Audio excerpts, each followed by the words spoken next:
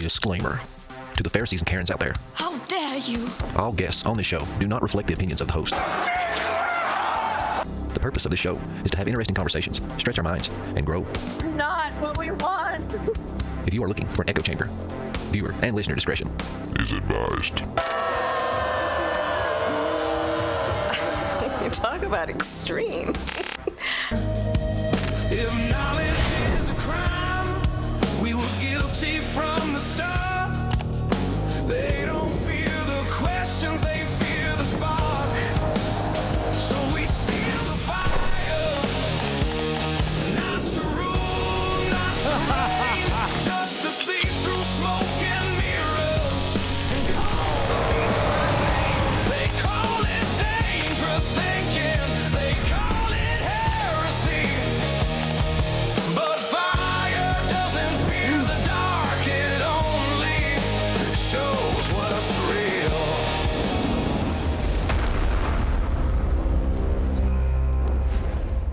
All right, we are back, ladies and gentlemen. Welcome back to the Biblical Hitman, folks. I'm just very happy to be here. And, thank you to our Lord Savior Jesus Christ for another day. This is going to be a fun show. I got my brother, Doc Brown, host of the Prometheus Lens podcast. He's an author, he's a researcher. He wanted to come onto the show and talk about some of the things he's been digging into.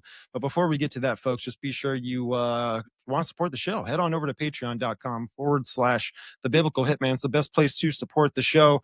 Get ad-free early access and direct chats with me over there. But the free stuff and, the easy stuff is just come on over to the YouTube, hit that subscribe button, like the show, share it with your friends, and come check the show out on audio platforms, Apple Podcasts, Spreaker, Spotify, wherever you consume any of your audio content. That's where the show is. And come check out my profile for the podcast on X, Biblical Hitman, and Instagram, all social medias pretty much. So what are we getting into today? Tuatha de Danann, the Grail of Maidens, Tree of Knowledge, and the Goddess Rituals. And by the way, that intro trailer seems to be like what's going on in the world today, which is always it's funny to see. But I got my brother in here, Doc Brown. What is up, man? Welcome to the show. What's happening, Captain? Thank you for having me back. We Yeah, got some issues, but we're here. We're here. If we could just get some confirmation from the audience how everything sounds. Are we looking good? Are we sounding good? Yeah. Oh, no doubt, dude. Oh, Prometheus, what? Calm down, everybody. Listen, all right. Yeah. So, brother, this is going to be a fun show, man. I'm excited for it. I think we're going to kind of collab very well together. We are both researching kind of like all the same thing, but we're definitely, you're covering one section, I'm covering the other. So I think we're going to collab very well. For the folks that are new, may have not heard about you or anything like that, where can they check out all your content and all that? All right, man. I appreciate it. Yeah, if you've not heard of me, I'm in the same vein as Steven. My show is called The Prometheus Lens. I've kind of coined it the hero's journey. And I've always been guilty of being a little esoteric.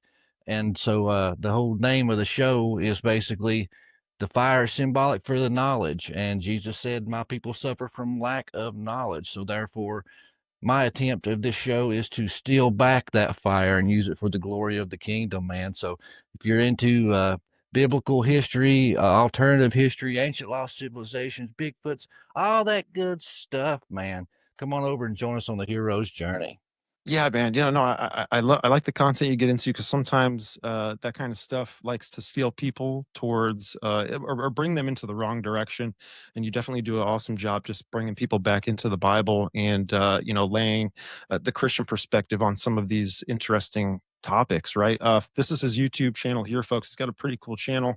He definitely he goes live on Sundays, right? Live on Sundays. Yeah, live on Sundays and all of that, and his links are down below.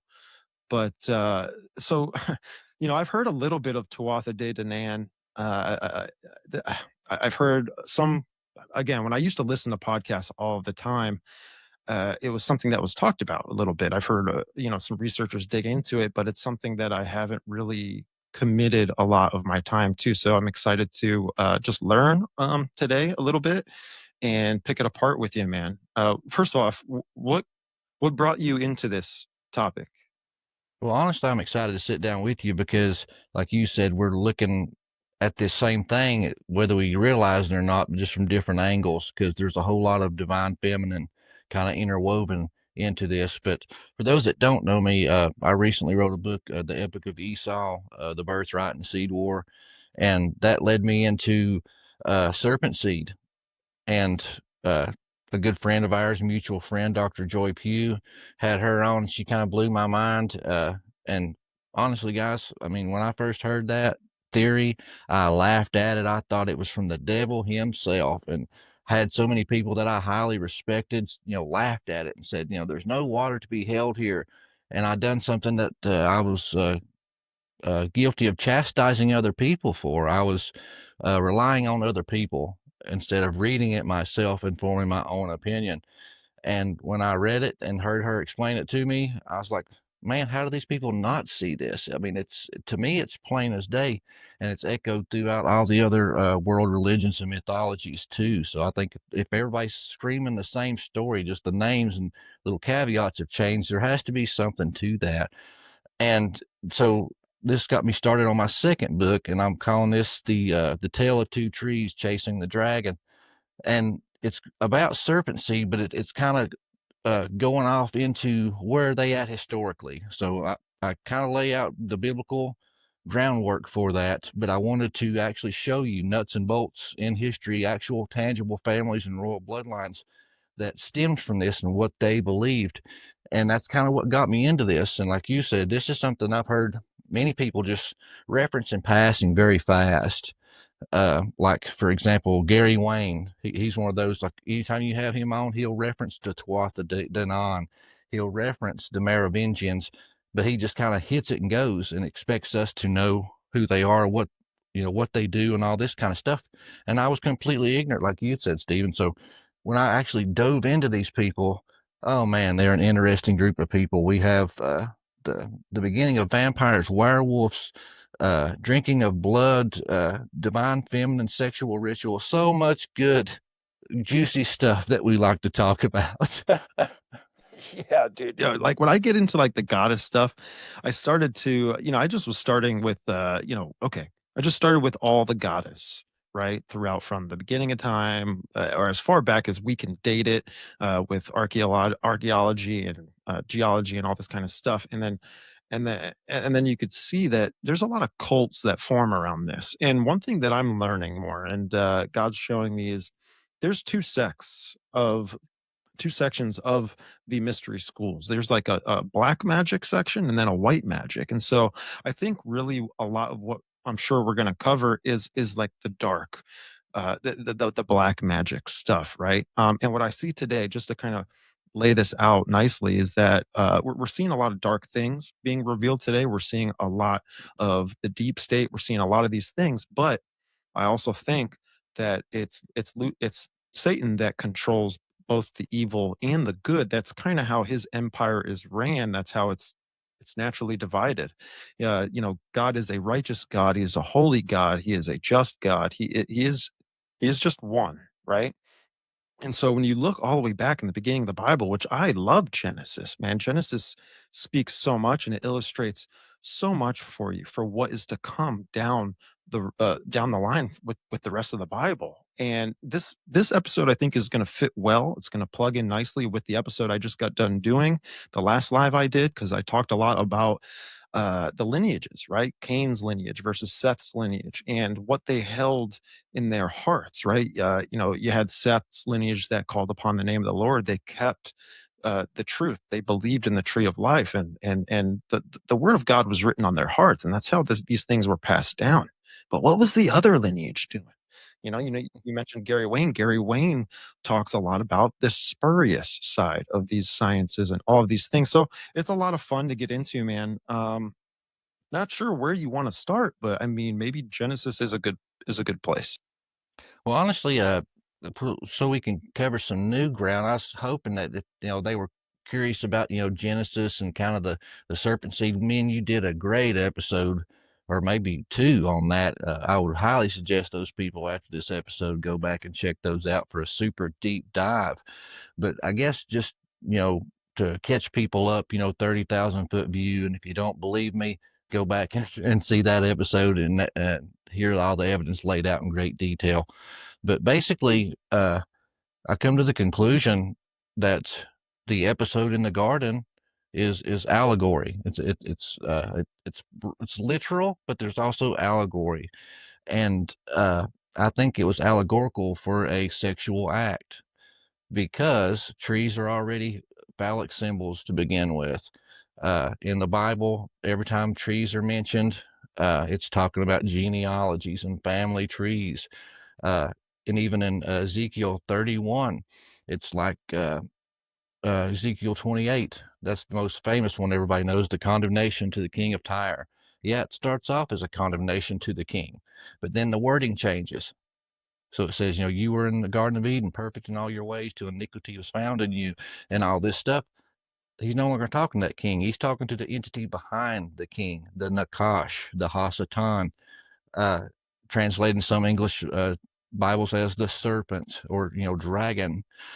And when you go to Ezekiel 31, it's the same thing. It's talking to this Pharaoh, or this, I think it's either that or the Assyrian, I can't remember now. But when you get there, yes, it starts off like he's talking to a king, but then the wording changes, and it talks about Satan in tree language allegory. He said he was the most beautiful tree in Eden, and his branches went up into the heavens, and the birds rested in it, and the beasts found shade in the shadow of his branches, and all this stuff. And it even says that he was so beautiful that all the other trees in Eden looked at him with envy and jealousy over his beauty. So we have that there to kind of tie that in. And then it just says that she partakes of this tree. And go to the Hebrew word, it can translate to many words, for eat. But that same word is translated to enjoy many times in the Bible. So she partakes of this tree and enjoys, and then goes to her husband, and he too enjoys. And then after this act happens, the curses come. Every single one of those curses is pointing to a sexual act. God is supposed to be the same today, yesterday, and forevermore. Eye for an eye, tooth for a tooth. Every single curse in the Bible correlates to the crime.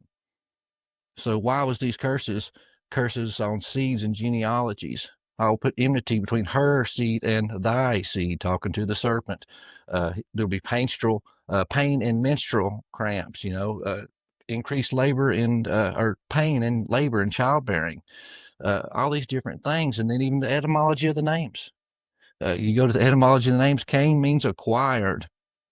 Abel's name means breath, because Adam, his father, was a lifeless being until the breath of life entered his body. And then what happens? They leave the garden. Cain, there's enmity, all right. Cain kills Abel.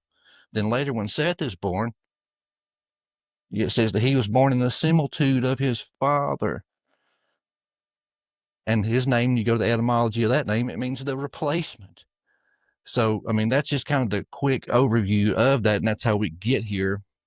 But I go into great detail on that other episode that I've done with Steve, and I don't want to kick old tires here. But what I wanted to start our show off today is with, what is the Dragon Court? And what is the Tuatha Danann? Because like you had said, we hear references to this all the time, but people just assume we know what it is, right? And I don't want to steal the mic. If you got something to say or want to bounce off, I know that was pretty long-winded there. No, you're good. You're good. I'll jump in whenever I can. Yeah. There's it's a topic that's tough, right? To talk about amongst Christians, but I think it's something that should be covered.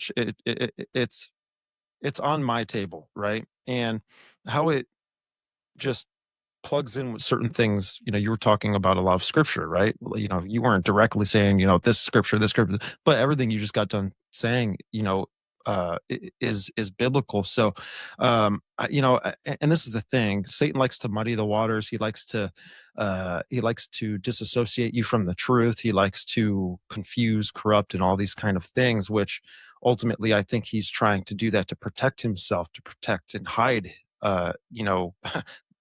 what may have happened or what did happen. And he that's the thing with the mysteries is this knowledge is always kept secret. And when you look at the mystery schools, there's a level of there's a hierarchy system that goes up, right? For Freemasonry, you have the degrees. I mean, it just goes on and on. Basically, there's with every level that you move up, it's just one layer of knowledge that you start being revealed about. And Freemasonry, when you get to that, to get to the end, you're basically told, hey, yeah, the grand architect, like Lucifer, right, the light bearer, all this kind of stuff. So and again, it really kind of connects a lot even to just even I believe it's in Isaiah where uh Lucifer's even mentioned as like a cherubim, right? And when you look at the mythologies, what's the common ground that a lot of the mythologies have? Well, they worship the face of a man, they worship the face of a lion, they worship the face of an ox, and they worship the face of an eagle. And it's interesting because those things characterize the cherubim. You know, God even placed a cherubim at the gate of Eden when this scenario got wild in Genesis. And cherubim are meant to be protectors of just anything, right? That's why they have four faces because they can see north, south, east, west at all times. They are alert and they know exactly what's going on, which is why they're really good protectors. So, just wanted to throw that in there. Oh yeah, and I try to let Scripture interpret Scripture. We're looking at this ancient text. 2,000 years later, it was written to them, not to us. So a lot of their culture and things like that is missed to us, and how they interpreted this text is totally different than how we would. So that's why it's so important to get that ancient mindset and perspective, because even when you get into other passages of the Bible, they point to this. Not to keep kicking these old tires, but Jesus said to the Pharisees, "You are of your father, the devil, who was a murderer from the beginning." Who was the murderer in the beginning? It was Cain. And then they respond with, "We were not born of fornication, like Cain was. We have but one father," because Cain and Abel had two different fathers. And then John even says, Cain Oh, was of the wicked one. What is sorry, this Cain thing? I don't mean to interrupt you, but it looks like, oh man, I looks like threw up there's two a. fingers and a green smoke bomb went off. I know. What is that? That's wild. No more peace signs. I'm not sure what that is. Looked like a lens flare came Yeah. up. What is that? I Not turned sure. it off and turned it on, and it's still, I don't know. Interesting.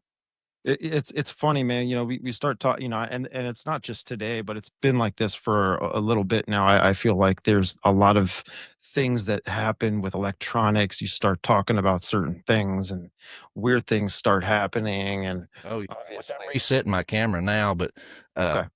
but another thing too, John comes right out and says it. Cain was of the wicked one. And then, like I told you many times, the final nail in the coffin for me was 2 Corinthians chapter 11. There, the Apostle Paul is talking to the church at Corinth, and he says to them, "I have a jealousy for you." He said, "I have a righteous jealousy for you." He says, "I prepared you for one husband, but I'm afraid that you will be beguiled as Eve was beguiled by that ancient twisting serpent." The context is sex. He says he has a jealousy, a righteous jealousy, because he prepared the church as a chastate virgin, is what it says, for one husband. But I'm afraid you will be beguiled as Eve was beguiled by that ancient twisting serpent. I mean, the context of that conversation is sexual. I mean, so to me, that was just the final nail in the coffin. Yeah, and it's like, if when you look at that lineage of Cain, you look at Enoch, you look at Lamech, the sons of Lamech, how they really, uh, how not only how they worshipped this forbidden knowledge, this knowledge of good and evil, which is ultimately science, in my opinion, some sort of mystery science, some sort of practices of the occult. And in the end of all of that, right, it's to make you as your own god. Just imagine like how mad scientists think about themselves. They think they can heal themselves. They can go directly to themselves because of their knowledge, and they can fix things and they can do these things. And there's so many practices of the occult that I feel God is showing me, because it really opens up Satan's playbook just that much more. You can start to see how things are functioning in the world, why some symbolism is wrapped up the way it is. It's almost like he's leaving his calling card behind everything that he's involved in, everything that he controls, everything that ultimately he's overseeing with all of that. Yeah, amen. Well, man, if you want to get started, we'll get started into the meat of the matter, what we're here for, because I'm excited to bounce these ideas and findings off of you and see how they correlate to what you found, brother. I know you had mentioned that you wanted to do some screen sharing. If you can, find us a picture of the symbol of the Royal Dragon Court. And I will explain what that is, the symbolism behind it, and who they are to get us started off. Cool. Yeah, I'll look that up right now, and we'll bring it up. We'll bring it up. Okay, so as you're bringing it up, I'll just kind of explain what this dragon court is. This dragon court is what I've been talking about, but in the biblical sense, we call it the serpent seed. When you go into the secular world, they call it the dragon seed or the dragon court, and these are your elite royal ruling class that claim they have the divine right to rule because they came from Cain, who was the eldest son, who should have had the birthright, but he was screwed out of it. So they're taking dominion back. So they trace their genealogies and lineages back to him. And as you go through, they claim basically to be a subhuman race, what we call a Nephilim in a biblical framework, and that they were made to oversee and overrule over humanity. And they try to, interbreed and keep that bloodline as pure as they can, so they can have that divine right to rule, because they believe and say that there is power in their blood and it gives them magic, like for prophecy and foresight, and they were extremely knowledgeable in all these types of things. So that is who this dragon court is. This is it, right? Is this the symbol? Yeah. Okay. Yeah, it's just a little different variation. That white one right there, that's a good one because it's kind of clear.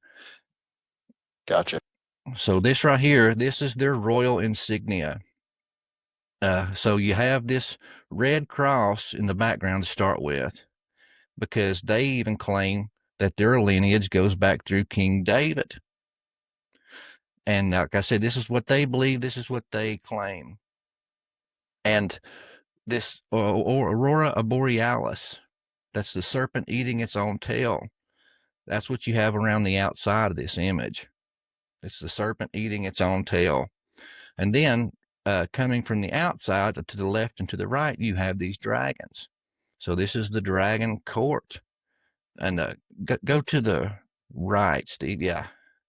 And in the center right here, you have a lotus flower, which is symbolic for the womb. And all this stuff ties into their theology here, and we're going to get into that. Yeah, can I mention something about the flower here real quick? This is also representing Venus. Yeah. Because in the 8-year cycle of Venus, it actually draws some. This is why the Rosicrucians have the rosy cross, because ultimately they say this is like the flower of life. Mm-hmm. And this goes all the way back, man, to just Venus. And when you look at the Paleolithic age, which again, like, I'm not super dogmatic on the timeline of certain things, but this Venus is the oldest monotheistic religion that mankind is dating. And Venus of Willendorf was an idol that they found that dates all the way back to around 40,000 BCE to 25,000 BCE, and Venus. And we could see in Isaiah, oh, Lucifer, son of the morning, which that means Venus. Mm-hmm. There's something there. Oh yeah, 100%. And we'll get into that too, because there's so much symbology tied into that flower, that lotus. And it comes back to blood rituals, and it comes back to the divine feminine and the womb. So Now, if we're continue on, I just wanted to show you that little emblem. That way you kind of see the symbology and stuff behind some of their theology. And so not only is this like a serpent, see, this is a dragon. It's so this family line, or its father of this line, is known as a dragon in some cultures. It's known as a serpent in some cultures. I better quit with the fingers. I'm gonna go get that big green blob again. And then in Egypt, he's known as Sobek. And Sobek is half alligator or crocodile, half human. So once again, it's reptilian in nature. Well, that makes me think of in the Gnostic theology how they believe in Abraxas. Abraxas is, this symbolic figure of the monad, which the monad would be like the counterfeit father of this counterfeit trinity in Gnosticism, because it's got two serpent legs, Yeah, kind of like half dragon.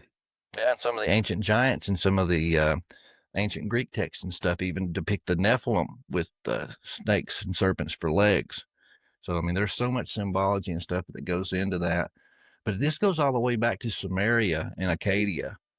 The Sumerian kings list talks about the Anunnaki, and I mentioned this in my book, The Epic of Esau, but I didn't know where to put it. I just thought it was strange and worth mentioning, so I mentioned it in the book. But when you get to Gilgamesh, his father is described, I'm sorry, no, his mother is described as this vampiric spirit. And I was like, that's strange. So I went with the whole thing when I get into the bloodline of Esau interbreeding with the Nephilim giants and making the blood lickers, and so that's what I thought. But when I got to this, it really blew my mind because, like I said, there's so many vampiristic things tied in with this. So Gilgamesh's mother is described as this vampiric spirit, and we know from the ancient texts that Nana herself is described as devouring her lovers. So she's even got like some vampiristic type characteristics too. May I throw this in there too? So, right, the Bible says that Satan, roars like a lion seeking who he may devour. And when you're looking at the Katy Perry music video, it's the one where she's acting as Isis. She's actually devouring the servants that are offering their gold and silver to her. And when she devours them in the music video, she puts the gems that they offered to her in her teeth, and it's like it's almost like this what we see in Revelation 17 with the whore of Babylon, right, where she's decked out in precious metals, gold, pearls, gems, all this kind of stuff. Oh yeah, and that's what I'm saying. Everything that I've looked into and just what I've heard you talk about, it's the same exact thing. So I'm real excited to get through this because it's just different points of view or different points of the timeline interweaving like a web, or the sewing of a your grandma knitting you a sweater. They're all crossing and interlapping, man. But when you go back to these Akkadians and Sumerias and all this stuff, even their creation story has this serpent, Tiamat, who births, the creations, and you have Enki, and he is basically the creator god. And in their story, it says that he created humanity, but then he creates this subhuman race that has intelligence, and all this kind of stuff. That's what they're going back to and calling back to. They're saying they are that superior race. They're not human. They're a subhuman race, and they were created to be the overlords and oversee the dumb regular humans. But this society here, and this is what I said, it goes back to what you're talking about, but it's a matriarchal society. It's ruled by the women, not the men. And so, but there's many names or subsets to this family tree, like job titles, I guess you could say. And some of these titles you may have heard Gary Wayne or other people throw out. But fairies is one of them. Elvins, think of Lord of the Rings. He's talking about this Dragon Court family and the people in it, guys. All this stuff is esoteric in nature. Vampires and werewolves. All of these, titles that when we hear, we think of this wild fantasy type stuff.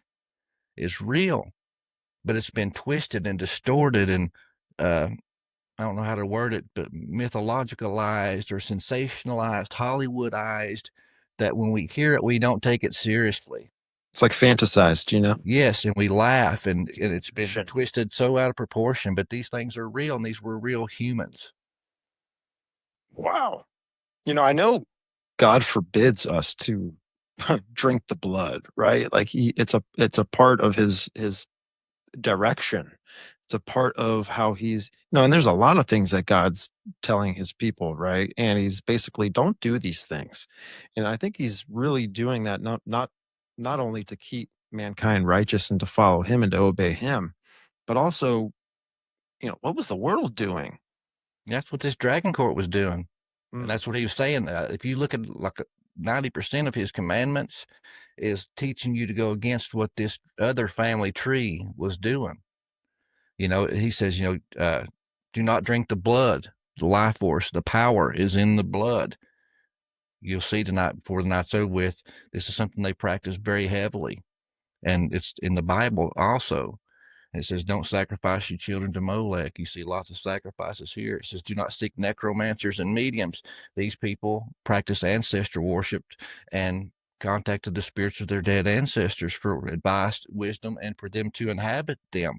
So all the things in the Bible, you'll see by the end of the night, 90% of them is calling out this family line and the things that they were doing. And God was wanting them to separate, from this other tree. That's why I was going to name the book, The Tale of Two Trees.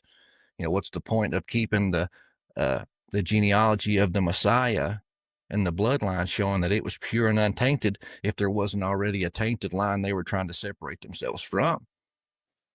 That makes me think too of like Noah, right? Why did God choose Noah, right? Well, he was perfect in his generations, and we know that no man's perfect. Every man, has sinned. Every man has told a lie. Every man has to die the first death, right? Like, and that's why Jesus Christ came and died for us, because we are sinners. We are imperfect, right? We are spiritually dead inside, and therefore our physical body it will die as well. And we need Jesus Christ to in order to establish that relationship back with the Lord. So and that's amazing. I mean, it really is amazing. The Bible is amazing. Oh yeah, it's better than any Marvel comic book. And that's the thing. It's like if we told it in its ancient context, how it was originally written to be interpreted, people would be, oh gosh, I did that again. How do you turn that off on this thing? Any little finger movements, these emojis pop up and it freezes my camera every single time. Oh, does it think like you're giving a thumbs up? Yes. That's pretty cool, actually. I don't like it. Every show I've ever did. Well, we both have the same camera, so I mean, will it happen to me? Well, it's the software. Every time I stream with somebody on this platform using this software, it's like you have to sit on your hands. If you talk with your hands, it's going to mess you up, bro. What do I do with my hands? Yeah. Right. That's funny, man. That's funny. But hey, shout out to everyone in the chat. It's a blessing to see familiar names in here. I hope everyone's doing well. Everyone had I had a great day today. I had a great day today. I got very stressed out at one moment, but God brought me back in, man. There's joy in Jesus Christ, and that's something we should just remember all the time. Amen. But diving into it here, and I'm going to try to keep my hands out of the way. I'm sorry, guys. I talk with my hands.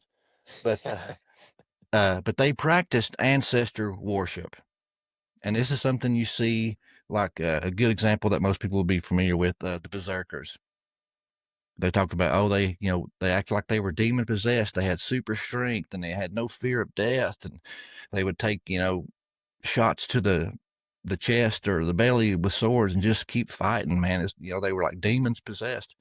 What they would do is they would drink blood and they would try to contact the spirits of their dead ancestors, which were the Nephilim, and to embody them and give them strength and all these things. This is what this dragon court did. And There's even text talking about that they would go into the tombs of their dead ancestors and spend the night there, or even spend weeks there, sleeping in the tombs.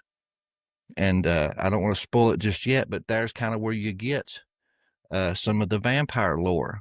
Oh, they were undead. There was these, really pale skinned people. That's why they're called fairies, because they were the fair folk. They were fair skinned, and they seen them coming in and out of these tombs. Oh, and they're like, oh, they're undead. Oh, they're vampires. And so that kind of stuff got sensationalized and blown up out of proportion.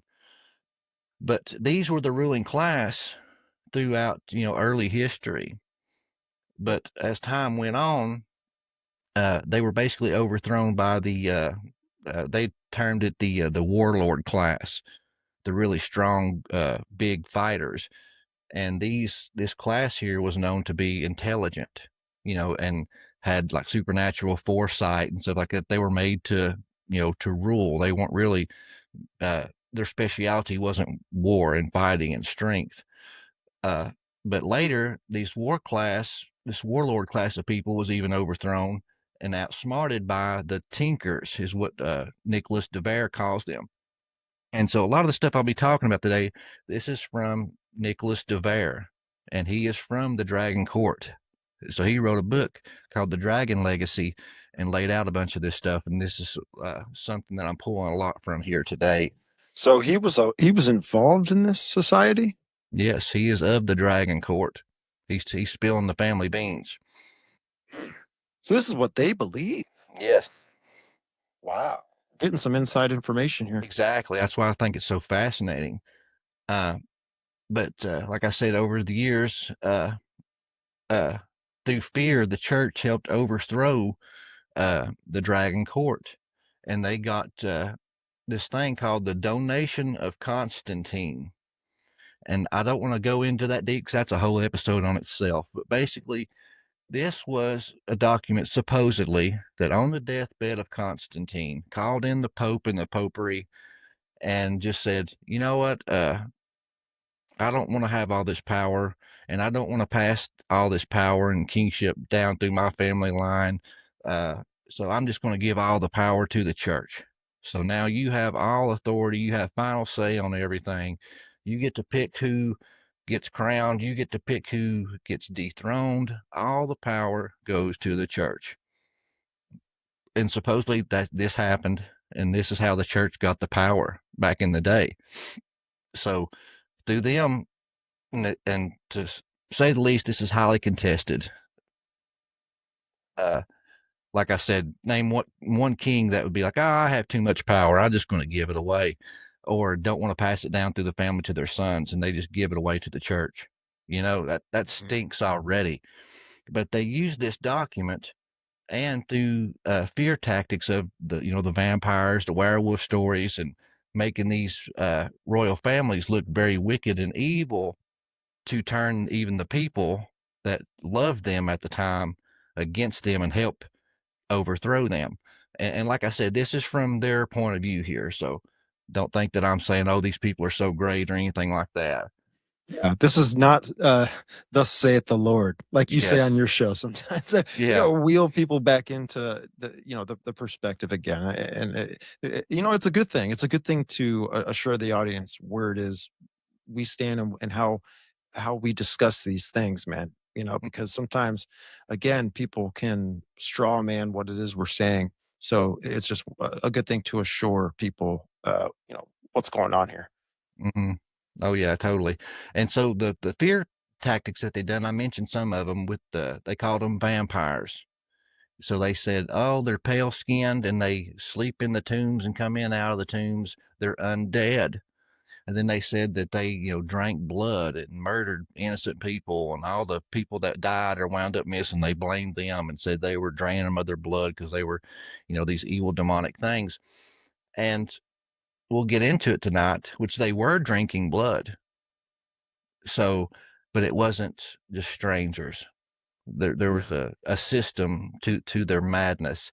So that's how you get all the legends and lore about vampire, because they were pale skinned. Yeah, they did sleep in tombs, occasionally, and sometimes weeks at a time, because they practiced ancestor worship, and yes, they drank blood. So that's how you get the staples of of the vampire, because it was what these people done. And then the other part, they said they were werewolves.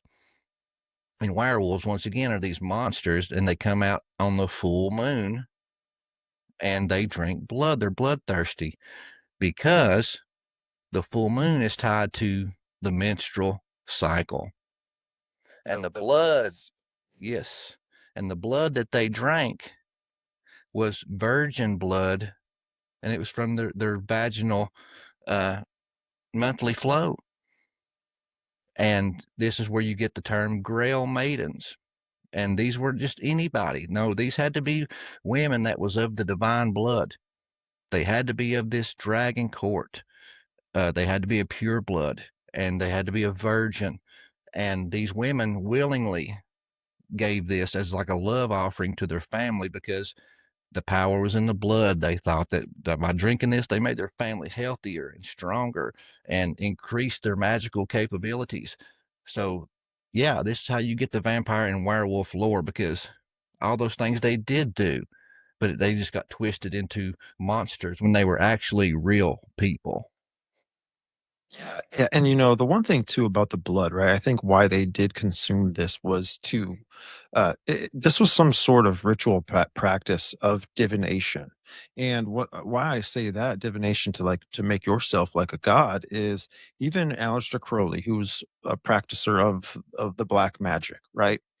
Then you've got people like Alice Bailey and others who are like more the white magic side of things, which is like a righteous side of it, right? The good side of the tree of knowledge of good and evil. But they would drink this blood not only to try and prolong their life, right? Because again, the one thing about that bloodline is they did not want to die the first death. They didn't want to sit in front of the great, you know, uh, uh, throne of judgment, right? They didn't want to stand in front of God. They wanted to try and avoid that at all times. We can see that even today with, even just adrenochrome, right? And all this kind of stuff. I wanted to share this, and we'll just share some scripture with everybody.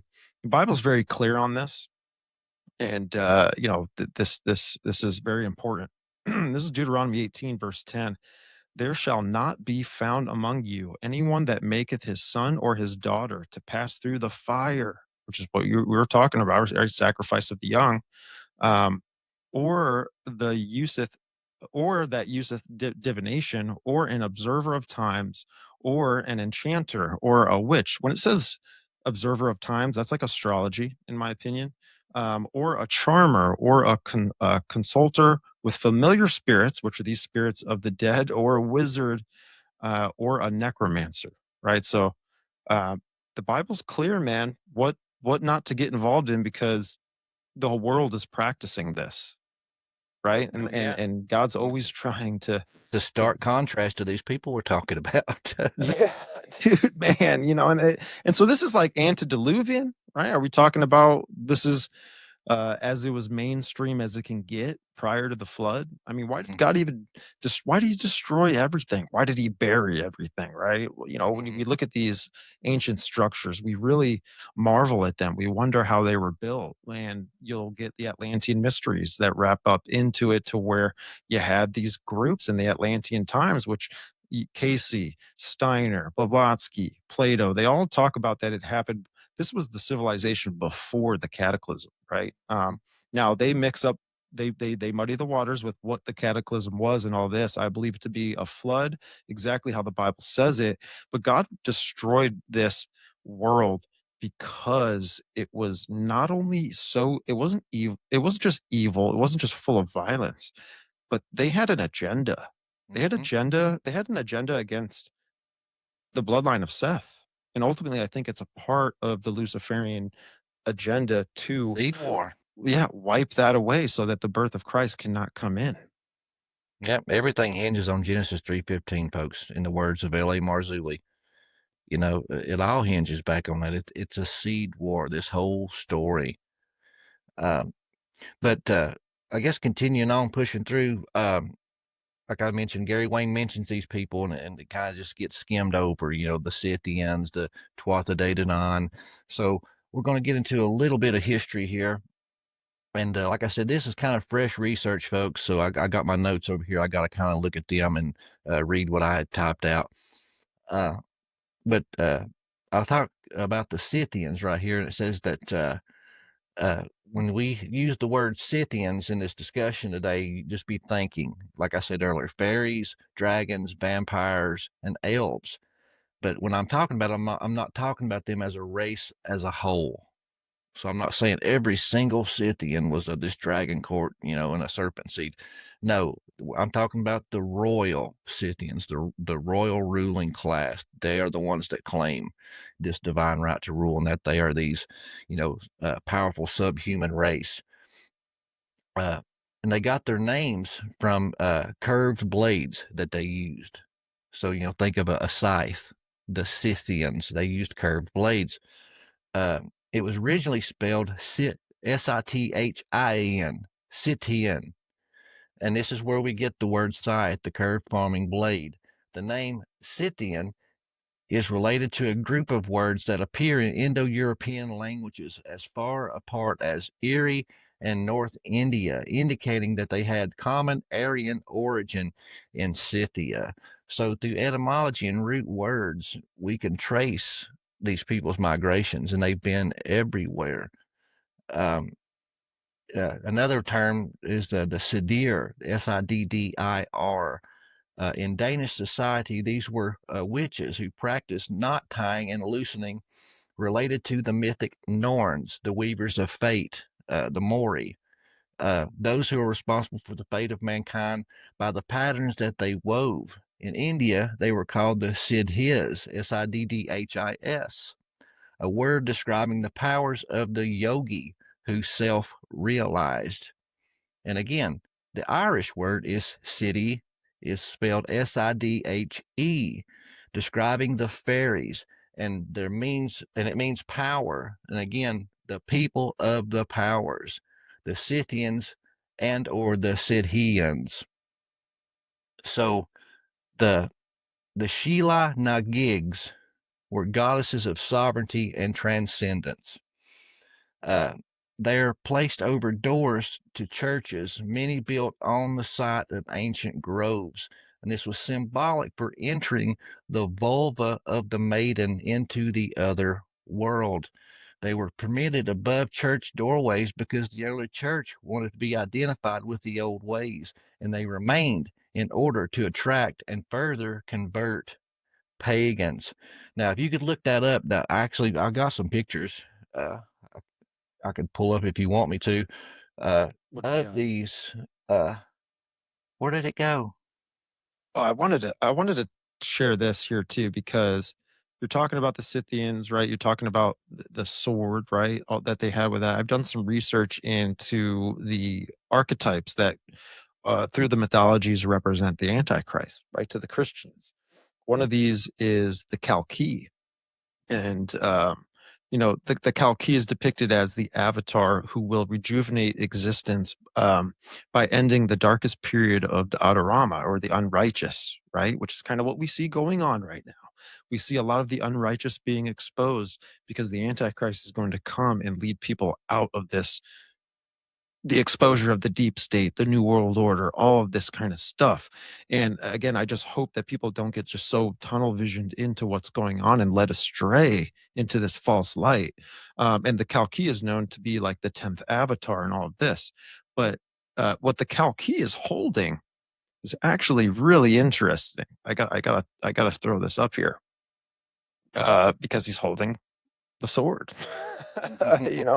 And it's a curved sword. Now, even on and again, I don't think Trump is the Antichrist, but we can talk about some of these archetypes and stuff. And so here you go. You have the Kalki right here, and I'll get a nice zoom in here on that curved sword, right? And there's this one here that's curved here too. There's another one here. Right. So this and this Antichrist is riding on a white horse, right? Which is, we see in Revelation 6, the rider on the white horse. Christians all around know that that's the Antichrist.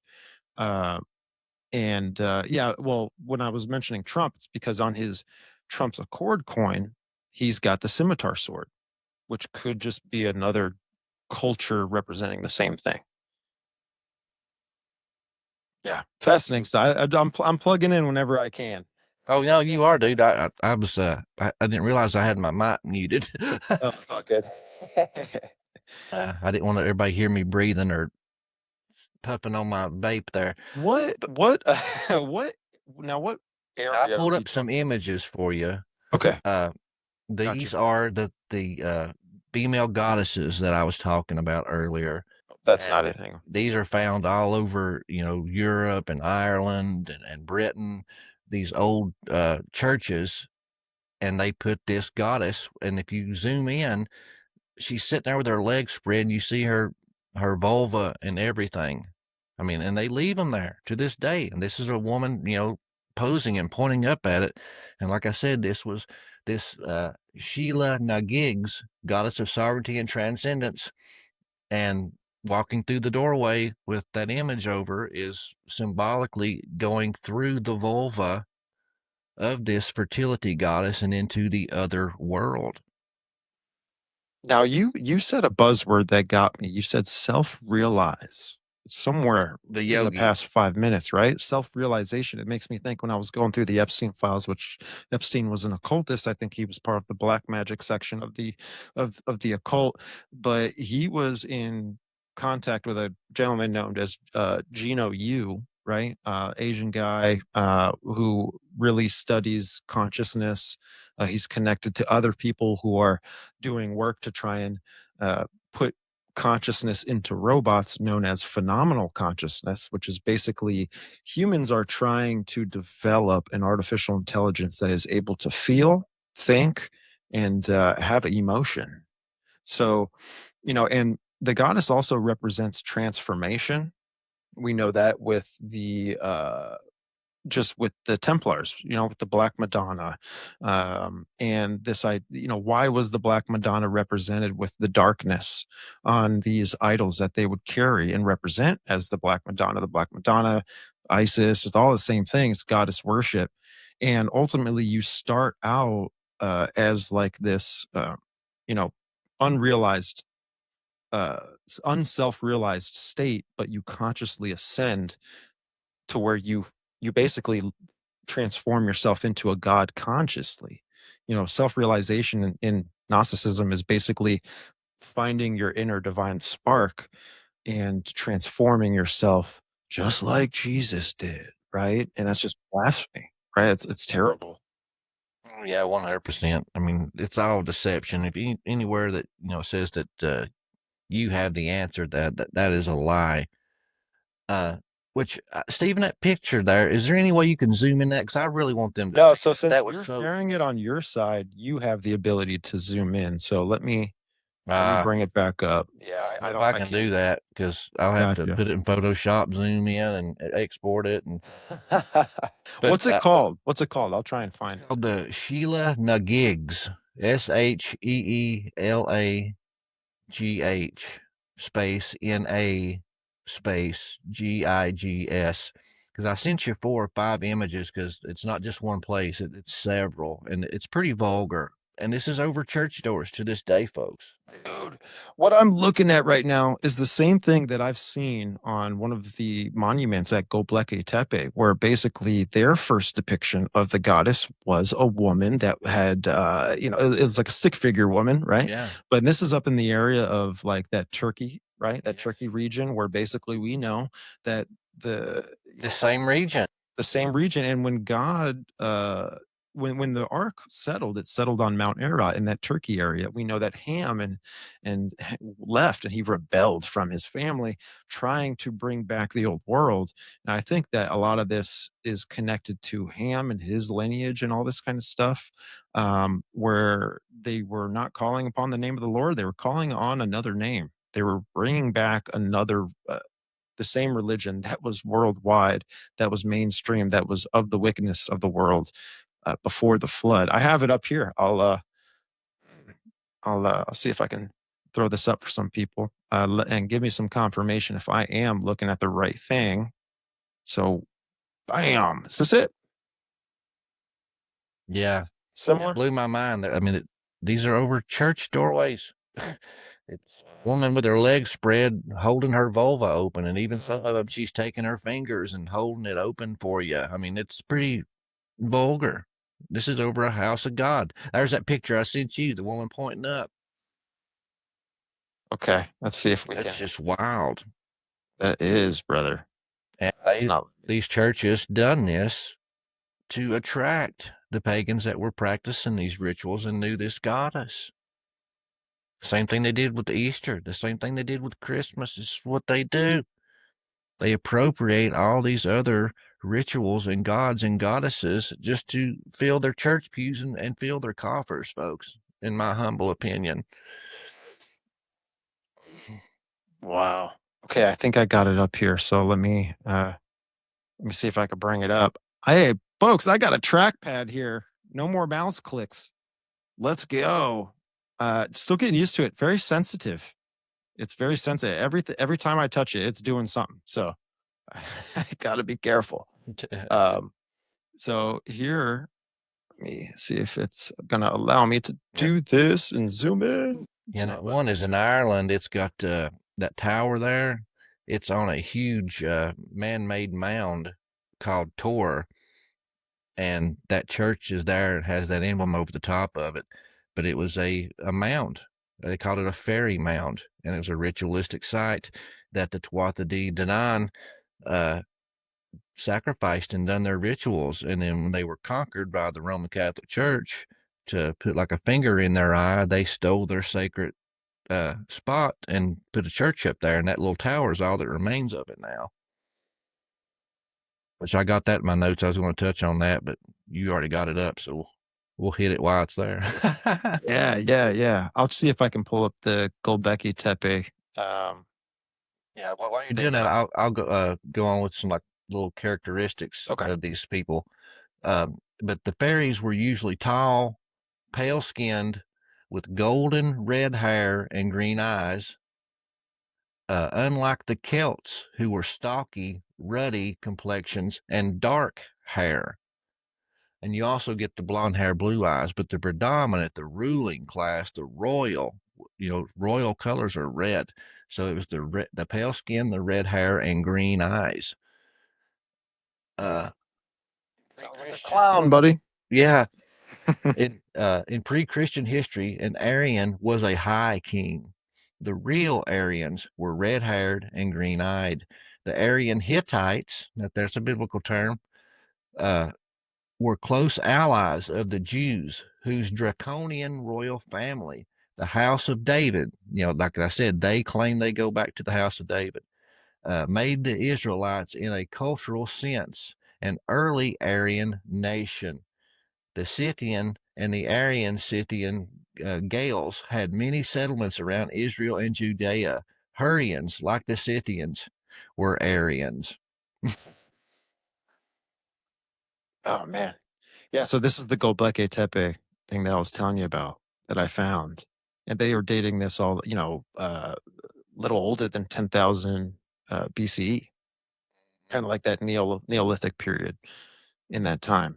And this is why in that Turkish area, right? Like I've covered on your show too, where I've gotten into the Kybele cult, right? And Kybele was like the Anatolian, Phrygian people, right? Where this was what they worshipped. And the iconographies kind of start to mutate a little bit. They start to evolve.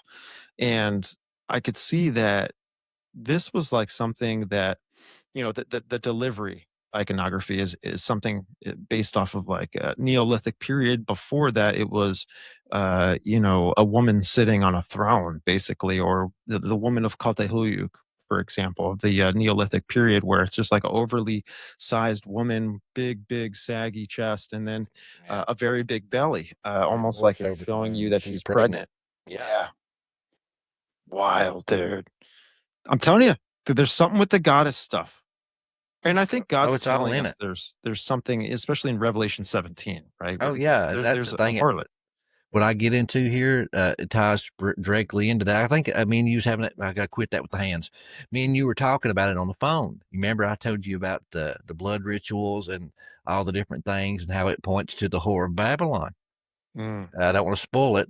Just Okay, that is the crescendo. Okay, if this discussion is a dinner, we've give you the appetizers, and now we're tenderizing the meat. The main course is the filet mignon, and that's a little later.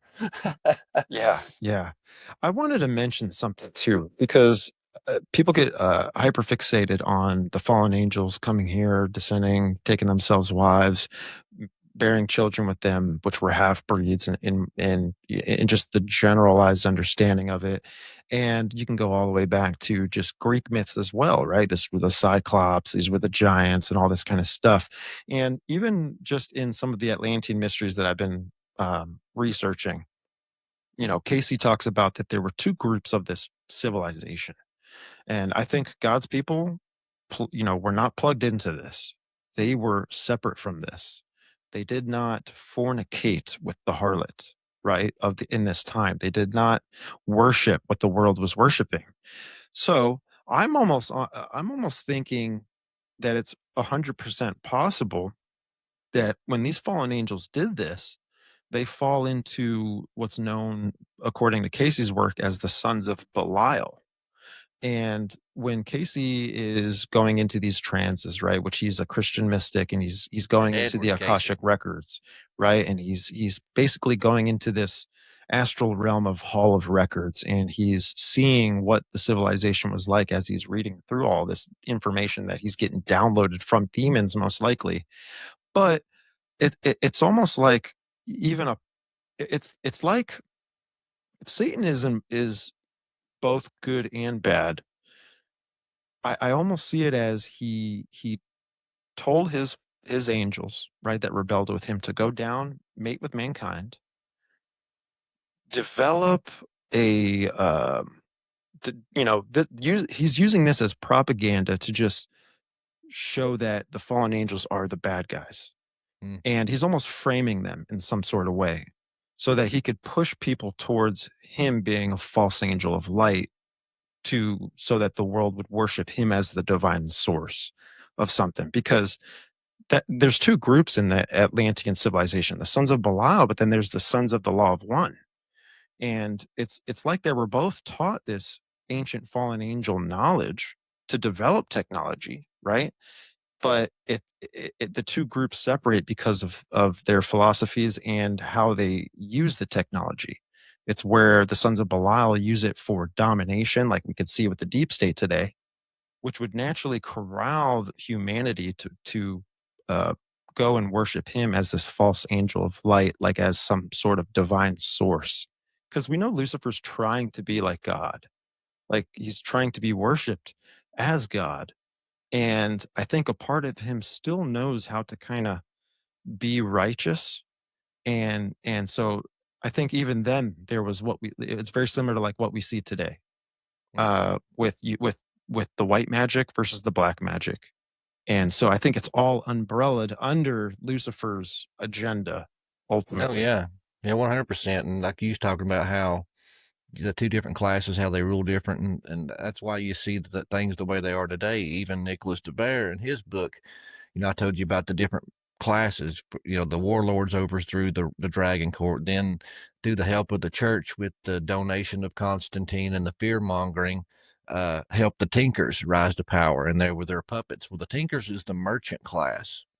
That's your Donald Trumps, the people that's all about making money. So they'll rape the people, they'll rape the land and pillage it, don't care about nothing but profits and money. These are the tinkers. And he said, this is why the world is in such a shape that it's in, because it's ruled by these tinkers.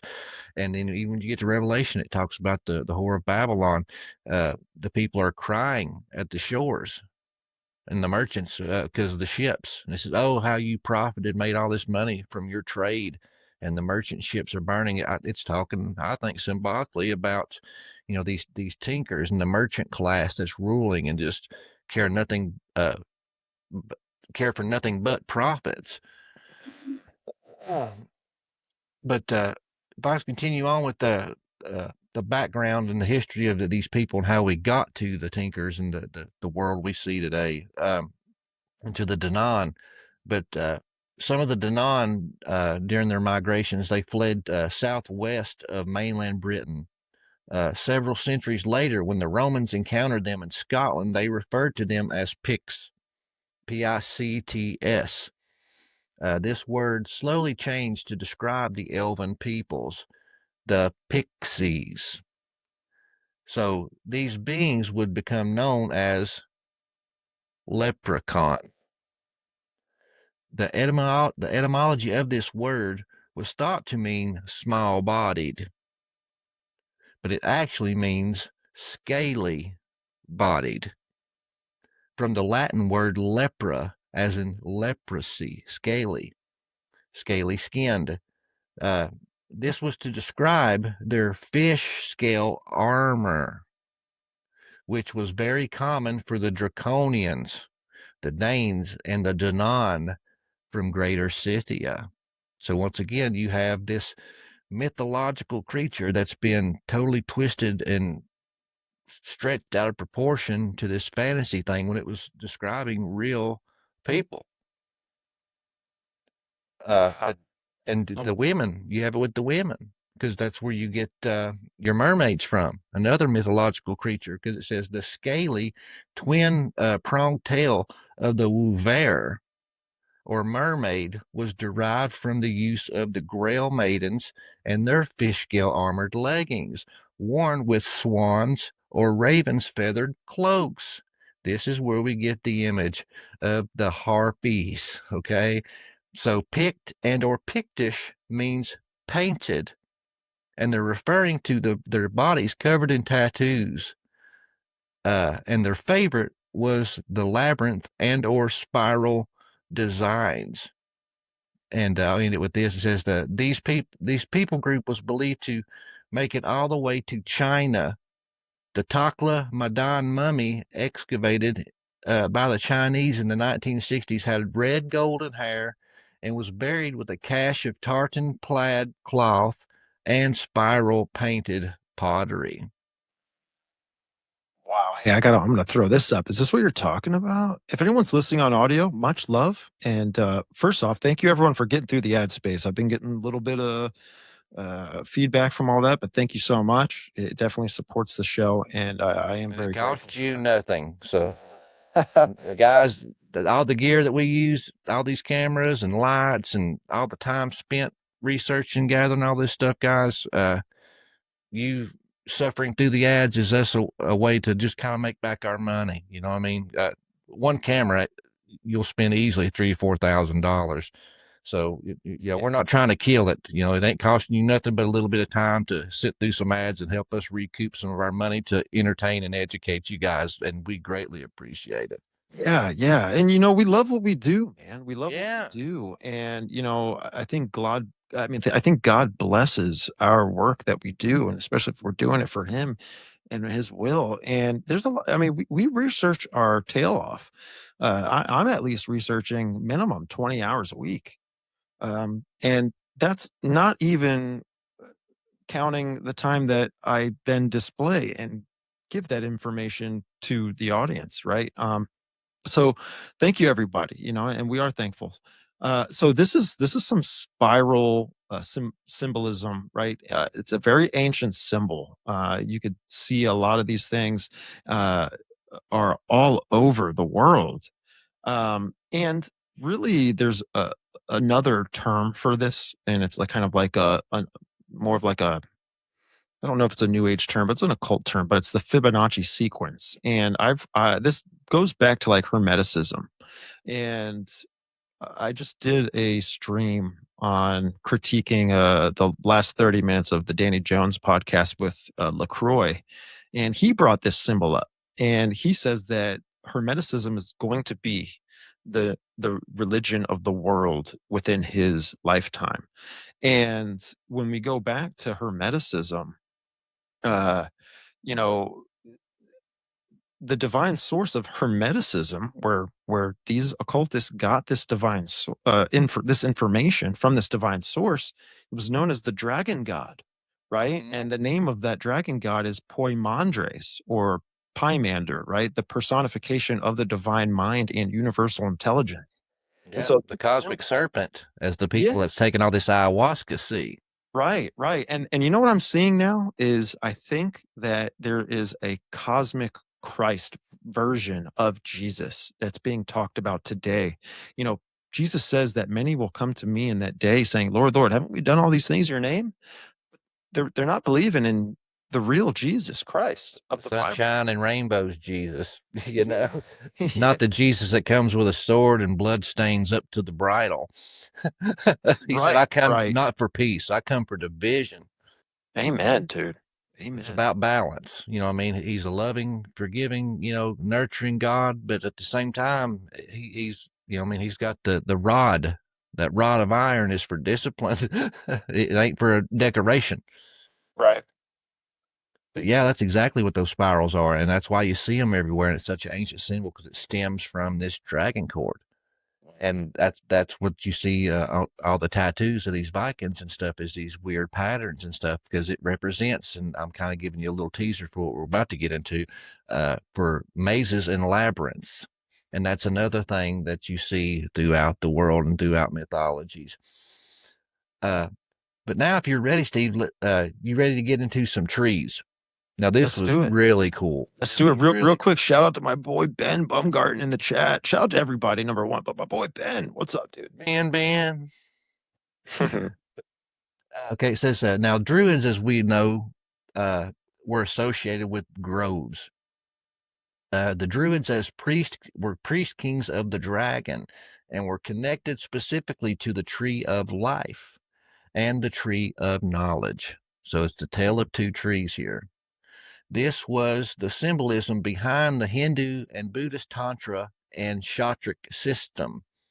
The tree of life is a genealogical chart of the gods. In Viking lore, it is their sacred tree Yggdrasil, with a coiled serpent at its base by a pool. The most sacred tree to the Druids was not the oak, but the apple tree. That's why the tree of Eden has been portrayed as an apple tree, but can be interchangeable with the pomegranate, which is also red, as in like red blood. I don't mean to cut you off right here, brother, but thank you so much, Amy, for the PayPal. I just saw the notification. Much love. Thank you so much, and I appreciate you. Thank you. Also, dude, I wanted to mention too, like when people hear the tree of life, like what you're saying, they're gonna immediately think, well, Jesus is the tree of life. Amen. He is the truth. That he is the true tree of life. But what Kabbalah has done, right, which is nothing more than Jewish mysticism, right, that goes all the way back even before the Babylonian times, that where the Jews kind of got that idea from. This goes back to Hermeticism. This goes back to the actual tree of knowledge of good and evil and all of that. So I just wanted to throw that in there, because when you look at Kabbalah, they have the tree of life, they have the tree of knowledge of good and evil, and then they have the clip-off, which is like this hidden dark section. It's just its other separate tree that you can choose, that ultimately Darth Vader decided to choose in Star Wars.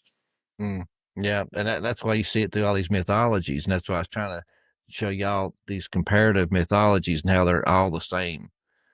The other one was the apples represent the glands of the female body.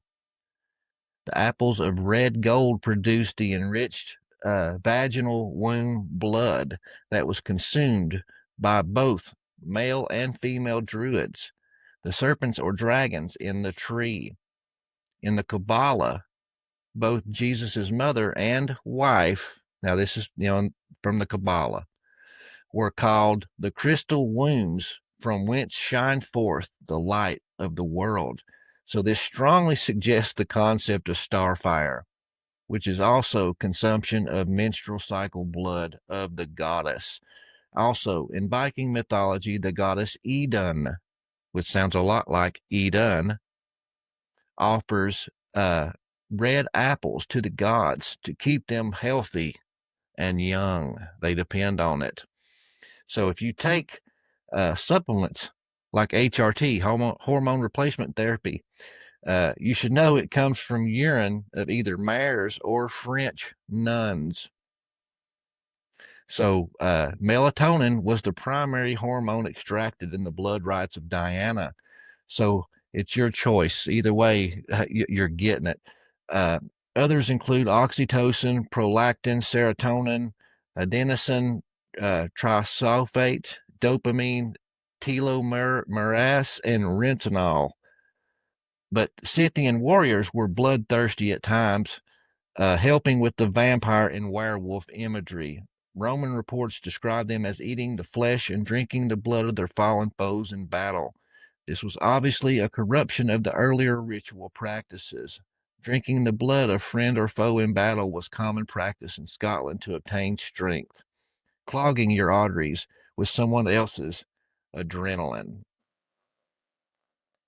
And as far as the keeping the bloodline pure that I mentioned earlier, they actually reference some stuff I didn't know about, like biblical Phoenicians and pharaonic marriage rites.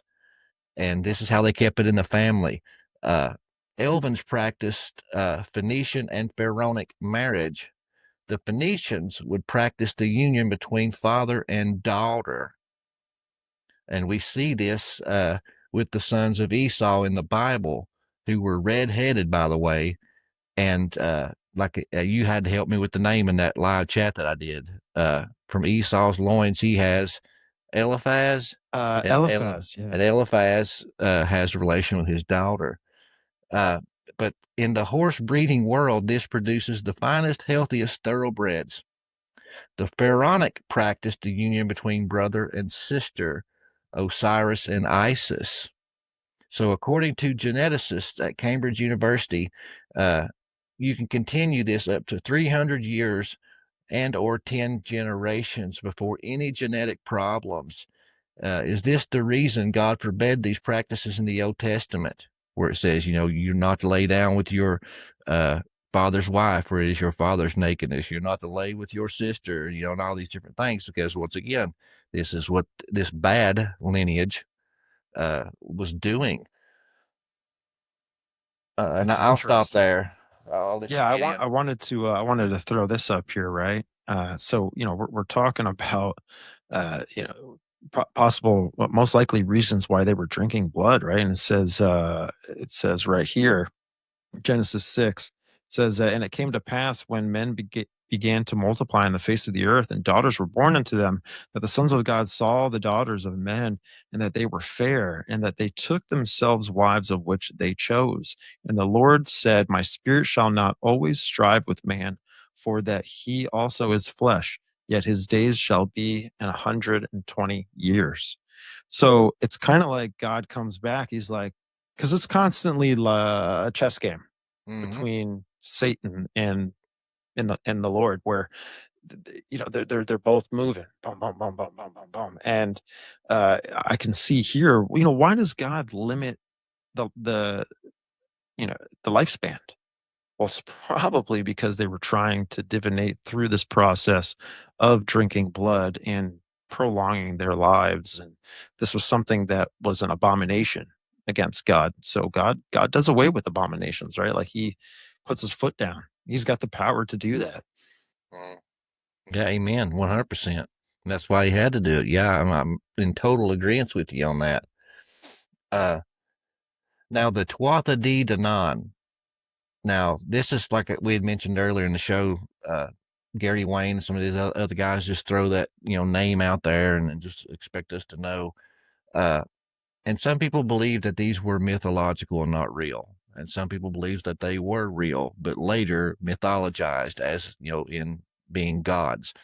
But they're described as godlike beings, like the angels that came down and bred with the daughters of men and gave this knowledge. They were seen as gods and worshipped, but they have very human characteristics, kind of like the Norse gods were depicted.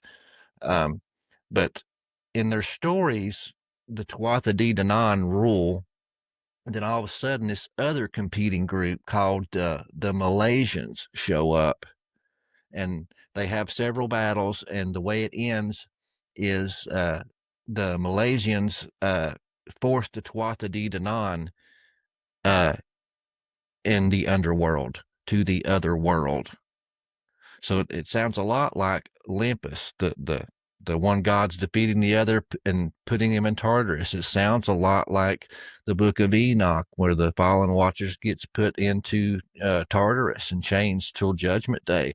There's so many stories I could tell you about that sound exactly like this. So that's why I think it's the same story.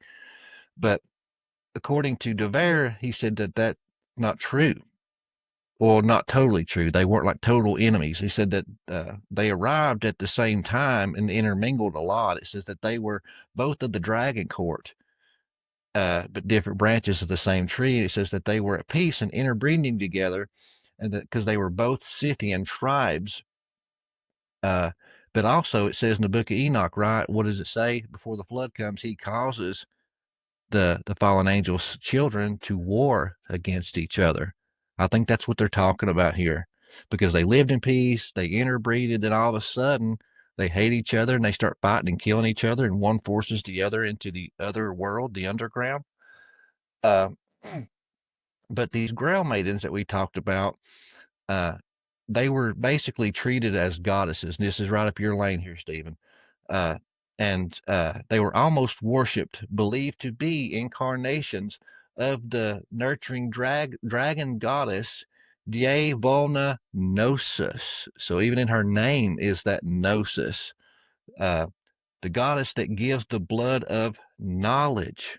And here we've kind of talked about it already today, but in Revelation, the whore of Babylon comes riding on a red dragon with a cup of her porneia.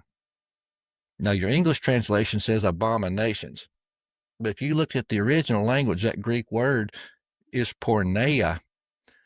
So what have we been talking about all night tonight? These Grail maidens giving their blood, and then they drinking it like a Eucharist. So here comes this whore of Babylon riding a red dragon with a cup of her porneia. It was said that the members of the dragon court that were selected, the special ones, the ones that showed a lot of promise, they were trained by these magi in all the secret Enochian ways and mysticisms. And the ones that were selected and trained in this special school, just like Harry Potter, right?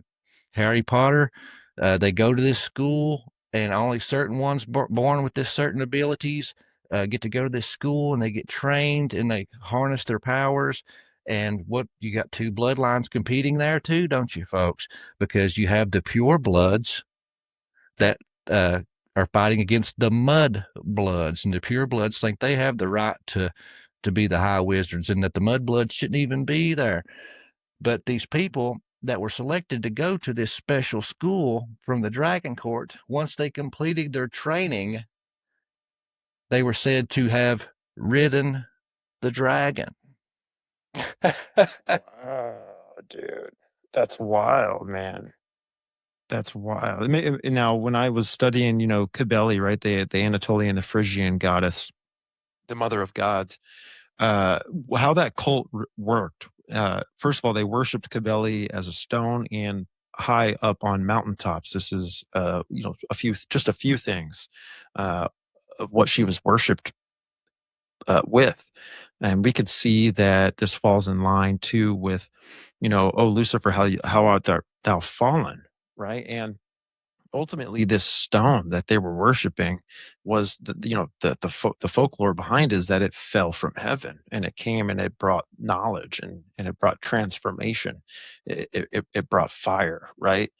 And so, looking at that, when how the cult functioned is they worship the mother goddess, but in order to be initiated into the cult, you had to be a man and you had to castrate yourself, just as the mother goddess's consort slash son castrated himself. And you got to remove your male part and throw it and bury it into black fertile soil, because the goddess is also meant to represent regeneration, fertility, agriculture, wildlife. Where do you think the term Mother Earth comes from? It comes from these cults.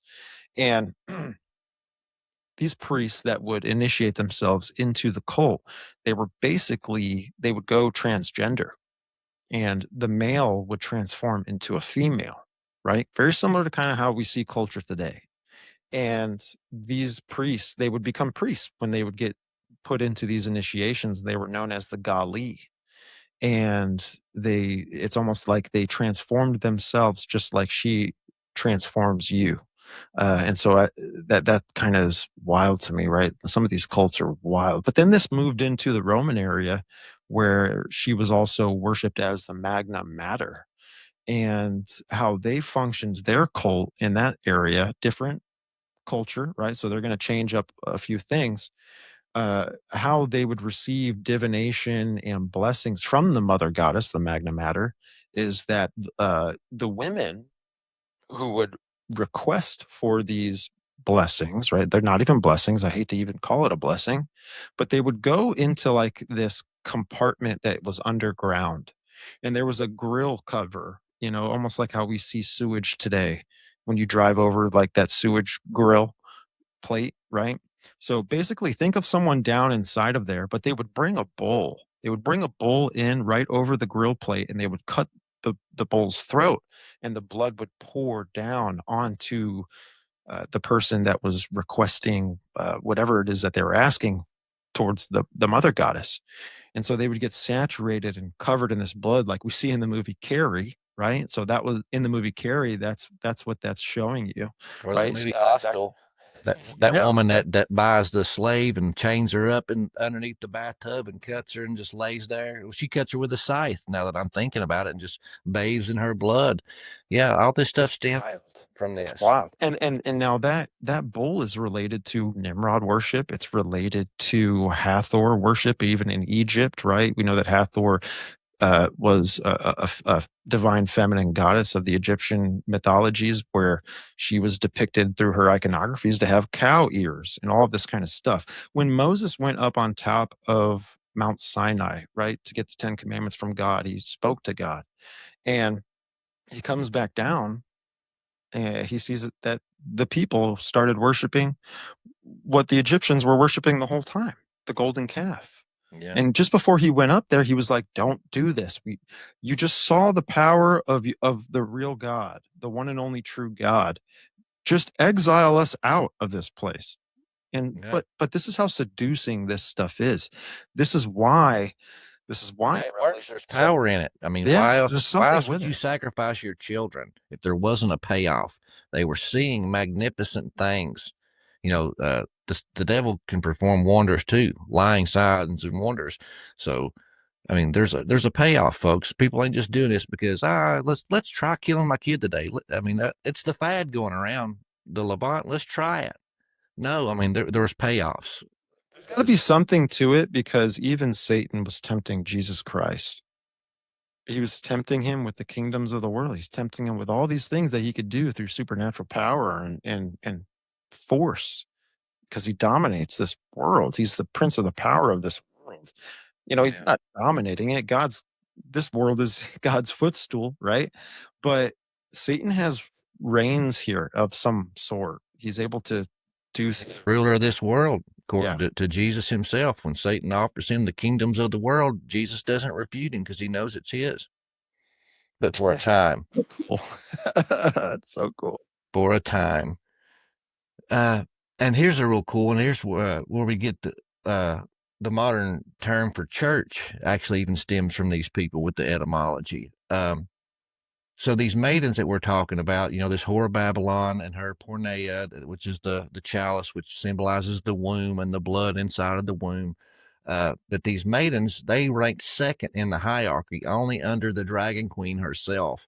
And the maidens at the proper age became dragon princesses and were the next in line for high queen. In his book, he claims that the word church came from the dragon court also, that it derives from Circe and the old Highland euphemism for going to the kirk, Kirk. And this was actually going to the stones, implying the stone circle. There's that stone worship right there. There's the Yeah, stone worship. and the stone circles, through England and all these other places. Even we talked about it today. Shoot, Göbekli Tepe. Mm-hmm. They were stone circles. Let's go to the Kurt. Let's go to the stones, the stone circles. And that stone from Lucifer's crown plays right into this. It's the prize in the middle of the maze for the Grail Maidens that we're going to get into. I got something to add to that too. Yeah. I'm excited. And we're getting into that. So the fair folk, the Scythian royal house, were said to be of great beauty. And remember, this bloodline had to be selective with their breeding.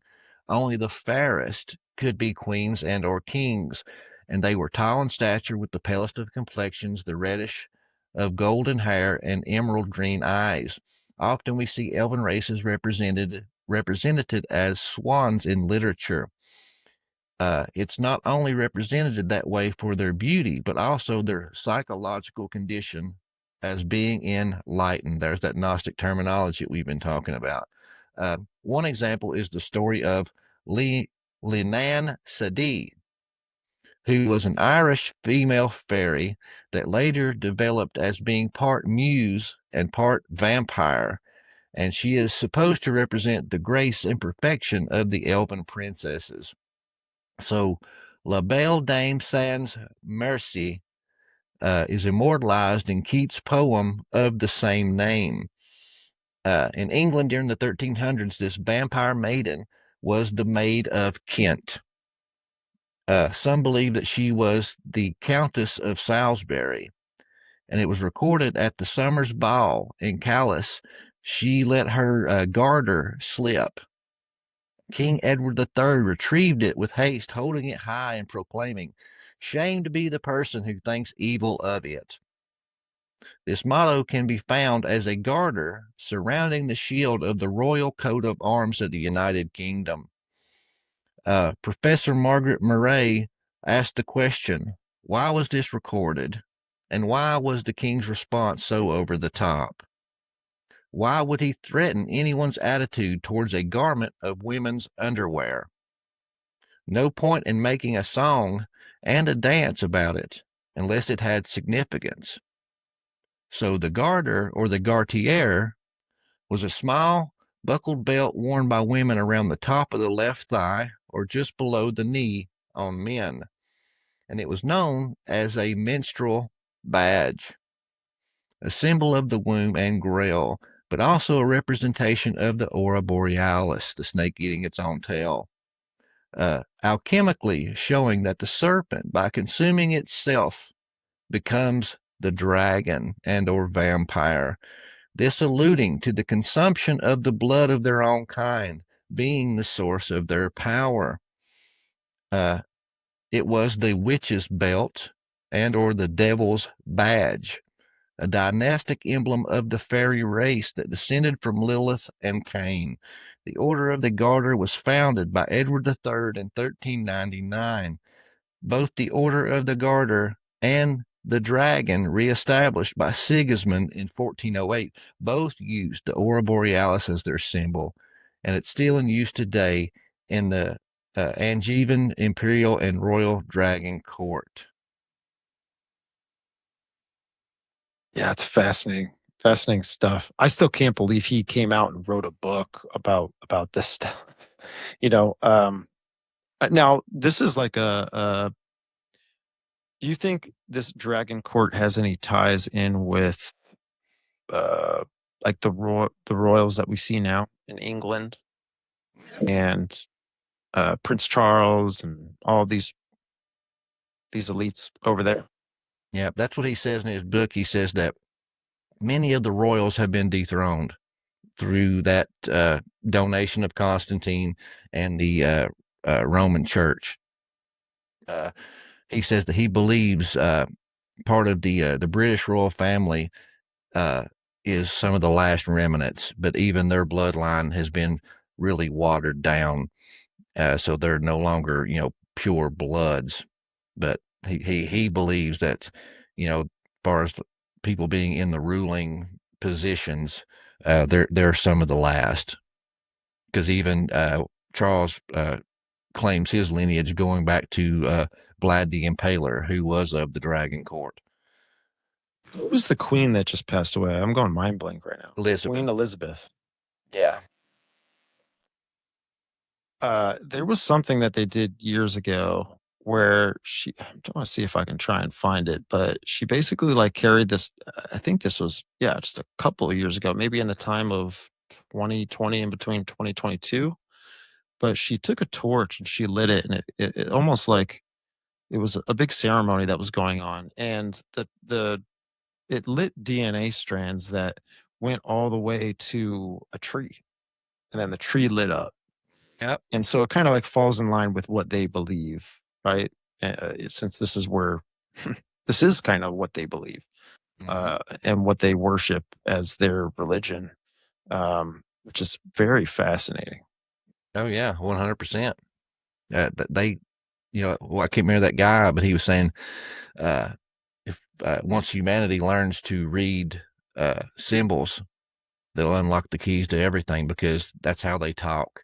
That's the most, in my opinion, that is the most, besides mathematics, that is the most purest language in the world, because words, the meanings change, they morph, and the meanings of them change, all these different things. So it's like these big stone monuments and things like that. That's why they carved these symbols into them, because a symbol is so complex. A word can just mean, a couple different variations of a thing, but it's usually pretty narrow in its scope. But you can embed so much information in a symbol.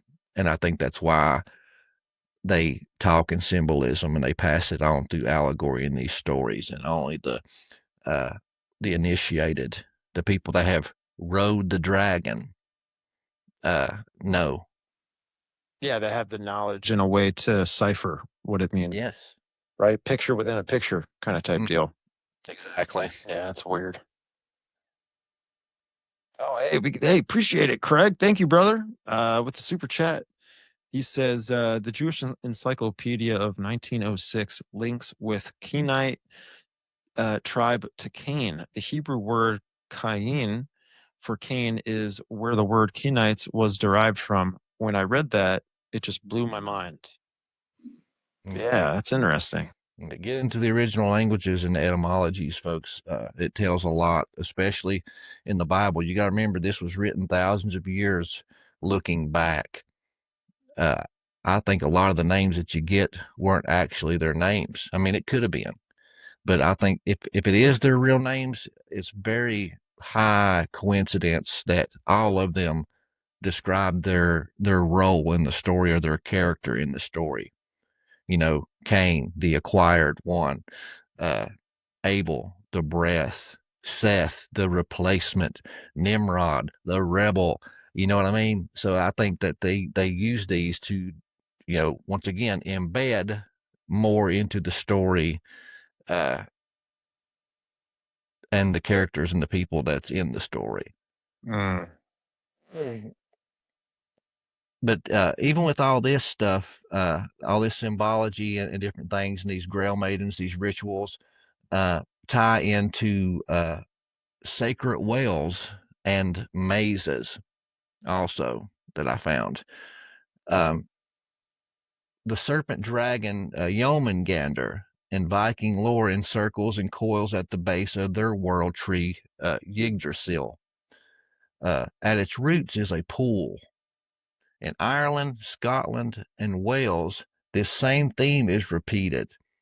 They talk of a hazel tree by a well. In the well lives a salmon of knowledge. On top of the tree is an eagle who drops a blood-red nut of wisdom into the well 13 times a year. Many ancient calendars have 13 months, by the way. And there it is consumed by the salmon of knowledge. Not all fairy wells, quotations, were water sources. Archaeologists in Britain have found these boreholes as a mine howl in Orkney. They were, in fact, Bronze Age ritual chambers. Locals called them fairy hills. These holes in the ground were flagged stone staircases that spiraled down. Some examples of these wells are the Well of Nectan, Nechtan, and that is in Ireland, and it has 9 hazelnut trees surrounding it, and it's said to have the salmon of knowledge resting inside. We also have St. Anne's Well in Britain that sits next to Robin Hood's Hill Labyrinth.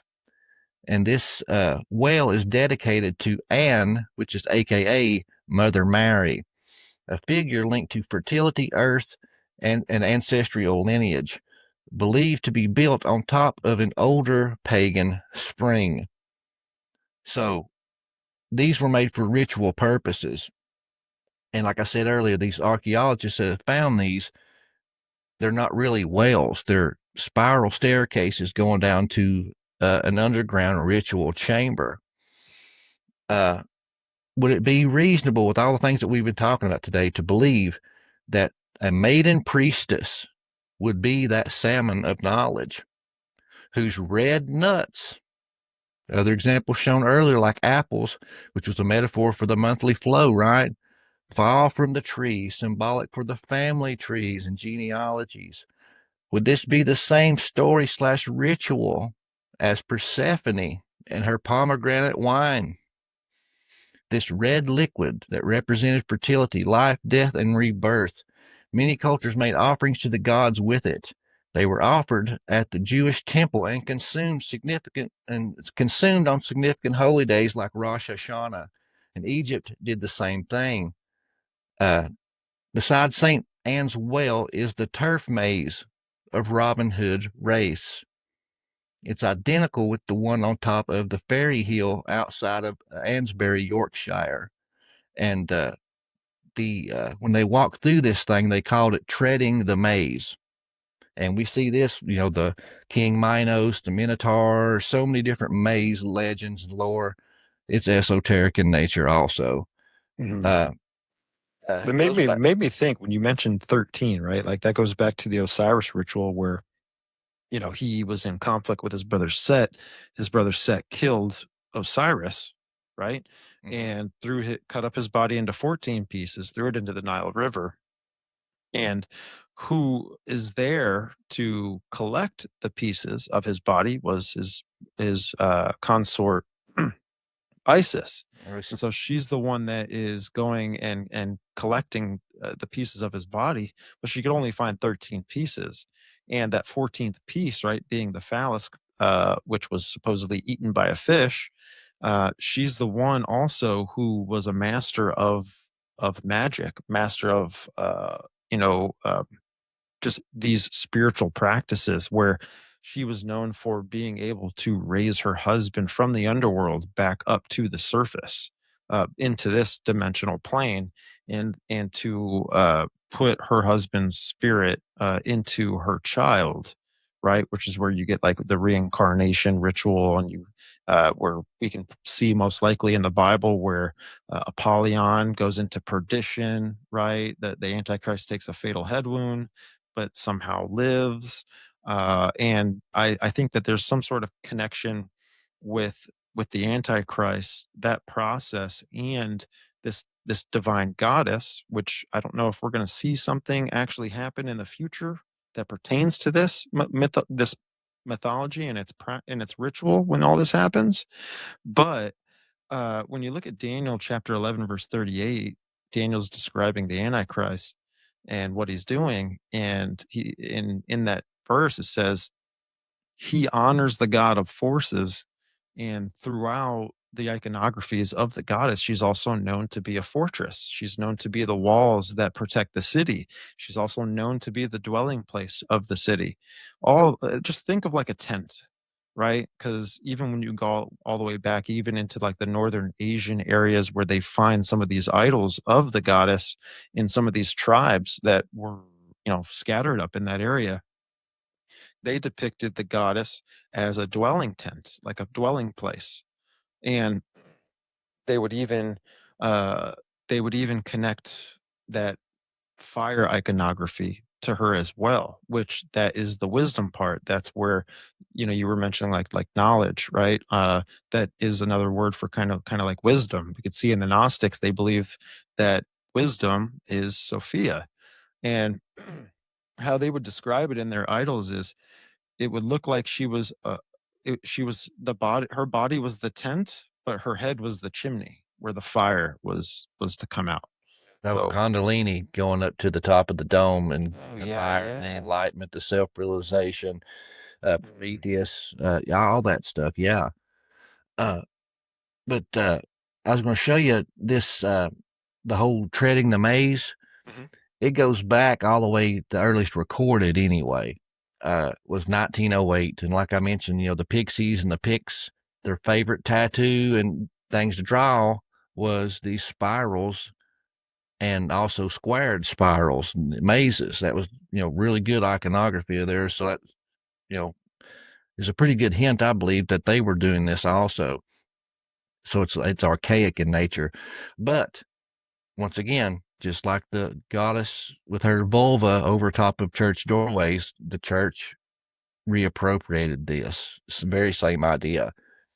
Many churches in France, Germany, Spain, and Great Britain copied these mazes. Many times they were built on top of or adjacent to other ancient ritual sites. A more famous one is Chartres Cathedral, built by the Knights Templar in the 13th century. At its center is a six-petaled plantagenet.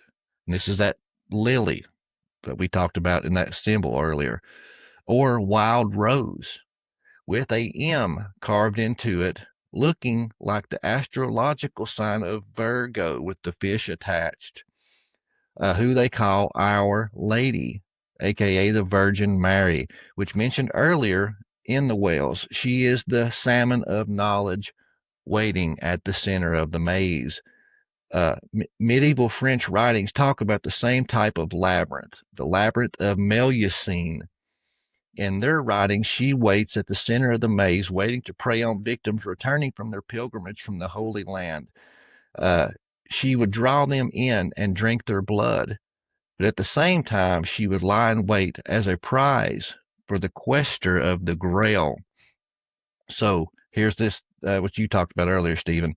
The center of Melusine's maze was a black cube stone where the waters of life spring forth, aka blood of the virgin womb.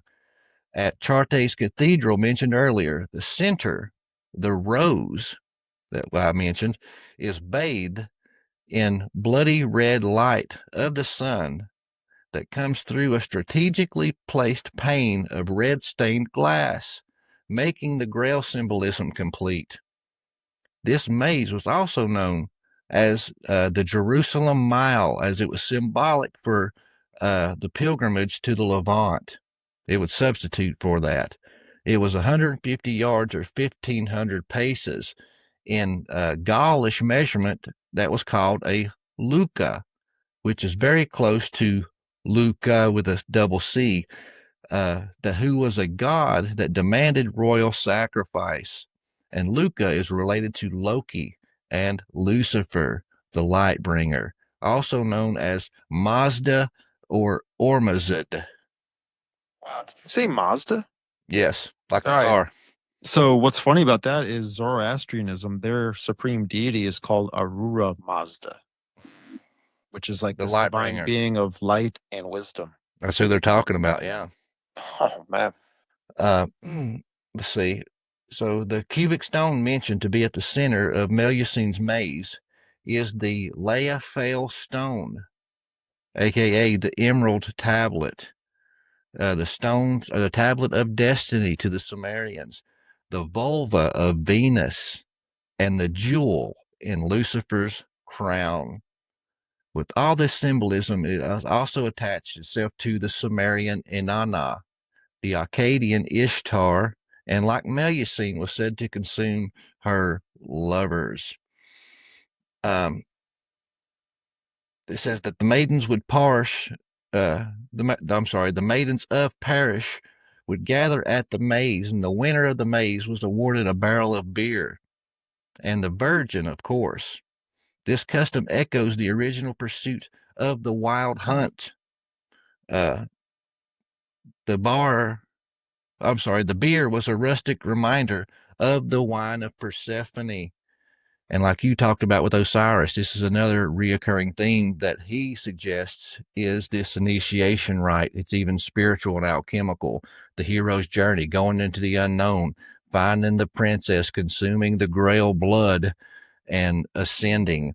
Is this the maze? Is this the maze like you're kind of talking about? Yeah. Similar? Yeah. Wow. I got got Rephaim. I hate to cut you off here, dude. So Jesse, shout out to Jesse. He's always one of the biblical hitmen, but he was one of the co-hosts on the show a long time ago. And he lives out in Vegas. You know Jesse. We went out there together and we hung out with him. And so when we went out to Calico Basin where me and you went, remember we went up that walk, up that trail, and we got picture on footage. Yeah. Well, me and Jesse went out there one time like 9 years ago, and this was out there made with stones. And Jesse always said that there was a witch's den somewhere in the area. And again, it just probably connects in some sort of way, but wanted to add that in there. That I've actually seen something like this. Yeah. But with all that, what I was kind of building to was, you have the whales, you have the labyrinths, all that symbology and stuff. The common theme in all of these stories are the same. One must descend, meet the feminine gatekeeper, drink of her offering of some type of red liquid, binding yourself to her. Then you get to return / ascend, reborn from the quote unquote womb of the earth. And I pose this question: is this why the Greek translation of the giants were earth-born? Did they witness them doing these rites too, descending into these chambers underground, performing these rites and ascending? And that's why they called these mighty men of old the giants in the Greek, being earth-born, because they come from the earth after these ritualistic things here. But another one that's really cool that I didn't know about, the King Minos. That's a real famous one with the Minotaur and Theseus. It says that this is all from De Vere, of course. The Minotaur is said to be a Phoenician bull-headed god, Baal Molech, the son of Enlil, and that sacrifices were made to this Phoenician king, as he wore the bull's head. We see this Minotaur was King Minos, king of the dead from Crete. Minos was richly associated with the Rephaim. The axe head carvings in his maze suggest some association with the Scythian axe lords of Idumea and Mitten, where the cult of the kings of the dead came, the Rephaim. Remember that passage in the Bible? It talks about, how the mighty have fallen, and the kings of the earth lay, in Tartarus and stuff, or the land of the dead. This was fascinating. Theseus was said to be the son of the king of the sea. Samael / Enki was lord of the waters. Poseidon. Yes, and the daughter of Minos was Eridan, and she was the daughter of quote unquote king of the dead, and so was Lilith. Many scholars and theologians believe Lilith was a creation of the ancient people, separating Eve into two personas. The evil sexual deeds done by her with the serpent was attributed to her alter ego, Lilith, and she took all the blame. So again, we come back to that serpent and Eve in the garden and that tree. Yeah, that's wild, man. Yeah. I wanted to mention this too, because what you're talking about basically is their belief in their it's their process of salvation. that ultimately, it's a part of embracing going to hell. And this is where the Gnostics will go, the Bible's wrong about hell, right? uh but no, the Bible is correct about hell. And if anything, if there's any spirit telling you that going to hell is part of your journey, that's something that Lucifer or Apollyon would, whisper into your ear, okay? Like about hell. They don't want you to look at it how the Bible describes it. So even with the Osiris ritual, that journey, right, to enlightenment, to being a god, ultimately starts in the underworld, and that you are on this abode, right? This is why they have pictures of this boat that would be going across the waters. And that's known in Hermeticism as the abode, and Egyptian mythology as well. The Wat to the Yeah. Egyptians. Yeah, and it's your journey going from the underworld to the physical plane. And when you're in the physical plane, now you have to self-realize, right? You have to awaken yourself. This is so evil to even talk about.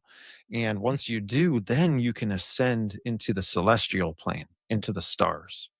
And we know that the empires throughout all of time have done this, even the kings, the pharaohs, the emperors in Roman times, right? They would, Augustus, right? What he told to the people when everyone was watching in the skies and they saw a comet blasting through the heavens, Augustus was like, "It's Caesar." It's like that process of divination. It's there. It's Satan's playbook of salvation. Oh yeah, and it's a complete inversion, man. And I think that's why Christ did what he did.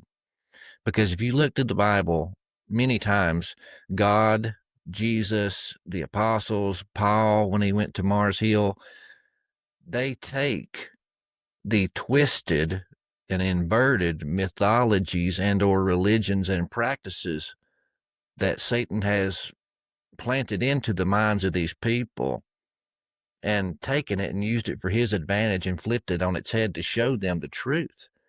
They had at Mars Hill, Paul, they had all these statues to all these gods. There was one to an unknown God. So he didn't come over top of them, beating them over the word, telling them they're all going to hell. No, he met them where they were at, because that's what God does. And he's playing, 12D chess. So he's ahead of all these fallen angels and Lucifer while they're telling all these stories and lies and twisting all this stuff. He's letting them do it because it's going to be for his benefit in the end to get back those people and win their hearts, because he's going to meet them where they're at. And so he's like, oh, this one unknown God. I mean, hey, I know who that is. It's Yahweh. You know what I mean? So he used their stuff against them to convert them. And you see it again in Nineveh. They worshiped this half fish, half man God. What happens? Jonah gets spit up out of a whale. They're like, oh my gosh, this is our God. Let's listen to him. So many times it's done like that. And I think that's why Jesus done what he did, because they're saying that, oh, symbolically, you have to go into the underworld, have this ego death and drink this blood. You got to do this sacrifice and shed this blood and drink this blood, and then you can ascend and be reborn. That's why God or Jesus said, you must be born of spirit and of water. He said, you guys only got half of it figured out. And then when he does what he does that Eucharist right with the blood. That's what Dionysus and all these other people that we've been talking about all day were doing. So he said, no, take of my blood symbolically here. And all these other gods, they ask for you to kill your children and give blood to them. No, it's backwards. I'm going to shed my blood for you. Take of my body, take of my blood. I'm the truth, the way, the life. And then what does he do? He dies, and what is it? He does the hero's journey in physicality, not allegory. He goes into hell, takes the key of death from the adversary himself, and physically arises. So he's like, okay, folks, look, all these mythologies, all these rituals you've been doing, I just showed you. Backhanded it. And I physically done it. It wasn't no Jedi mind crap. Yeah, I am the living God. I am the way, the truth, the life, and there is no way unto the Father but through me. Repent or die. Yeah, I got this verse right in my back pocket here, and this is First Peter chapter 3, verse 18 and 19. It says, "For Christ also hath once suffered for sins, the just for the unjust, that he might bring us to God, being put to death in the flesh, but quickened by the Spirit, by Amen. which also he went and preached unto the spirits in prison." Oh man. And it says, "For some time we're disobedient, when once the long suffering of God waited in the days of Noah, while the ark was preparing, wherein few, that is 8 souls, were saved by water." Yeah, so he's preaching the gospel Mhm. to these spirits and these forces of evil that uh are on the same team or had some sort of contribution to fabricating this counterfeit salvation, That's and Jesus fulfilled it all. Yeah, And he showed who was boss. that's right. Just like he did at the Red Sea crossing. He got up there and all of a sudden he tells him to turn to Baal Zephon. That's the opposite way they were going. Why did they do that? And he makes them wait. And it's like, we got the Egyptians on our tail, Daddy. Why are we stopping and setting up camp and pointing in an opposite direction? He's like, trust me, I know what I'm doing here, folks. And why? Because Baal Zephon was the holy mount of assembly of Baal, the mighty storm god. So that was another spiritual warfare slap in the face, showing the occult and all their, twisted, theology. So he's saying, okay, Mr. Storm God, sit back and I'm going to show you what a real storm god does, Daddy. And he parts the Red Sea with a strong east wind. It was a slap in the face to, Baal, the storm god. And same thing, this Eucharist was a slap in the face of Dionysus. Going into the underworld, it was a slap in the face to Theseus and Persephone and so many of these other people that had to go into the underworld and resurrect, and Mithras, how they had to go into these chambers, and resurrect. All of the things he did, he took the customs and rituals of these perverted fallen angels and just slapped them in the face and beat them at their own game, throwing salt into the wound, in my opinion. And at the same time, getting the hearts of all the people that heard all these lies for years and being able to see the truth. He met them where they were at. So they heard a familiar story and they were more prone to accept it. So just like the cross, the bulls of Bashan gather around, gnashing their teeth, celebrating, thinking they had won. He let them shoot themselves in the foot like he does every time. Kind of like in Egypt too, right? Where you see in the iconographies of these, I forget which god it is exactly, Anubis, I think it is, where he's got the tonk in his hand, which is like this, looks like a cross, right?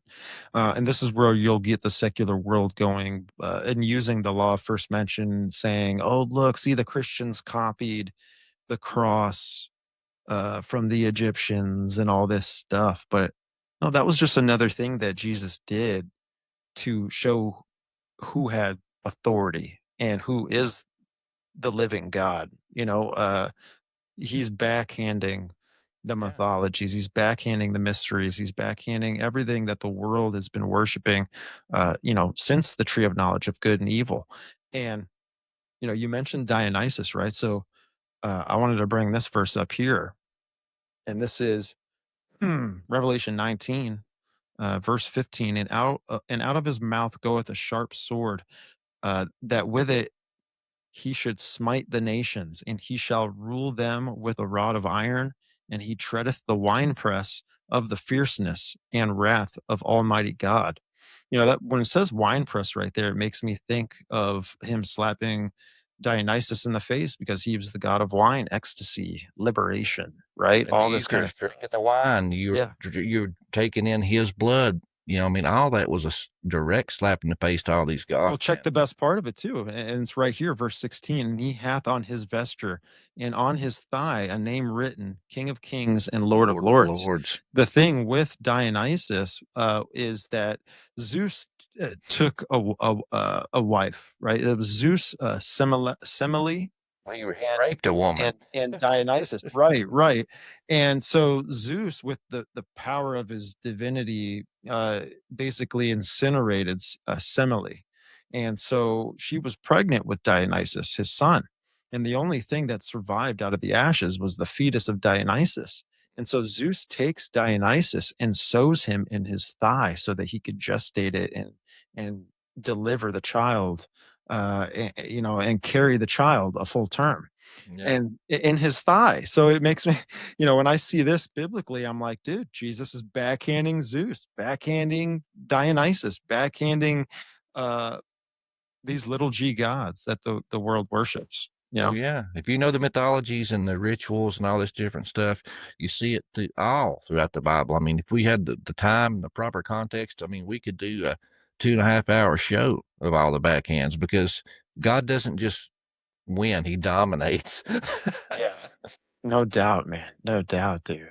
Man, this was a fun live, man. Yeah. I appreciate you coming on, sharing your presentation and what you've been researching and things like that. I always have a good time having you on, man. And you're my boy, you're my brother in Christ. Um and I'm always ready to have you on, man. Is there anything you needed to tie a bow on, or And finish that up was anything? it. I think it was beautifully done. Nice, man. Nice. Well, hey, man, the floor is yours. If you want to share any last message with the audience, and we'll get ready to land this bad boy, go right ahead, brother. Yeah, man. Well, thank you for having me. I always enjoy the conversations. Like I said, you threw out some research and different things that I hadn't looked into and didn't know yet, but truth is truth, and it fits like a hand in a glove. Everything you were talking about fit right in pocket with everything and complemented what I was talking about. So that's what I was looking forward to, and get a different perspective. But guys, thank you for having me. Uh, if you guys enjoy these type of conversations and diving deep, looking into the symbolism and the comparative mythology and things like that, uh, come on over to Prometheus Lens podcast and join us on the hero's journey.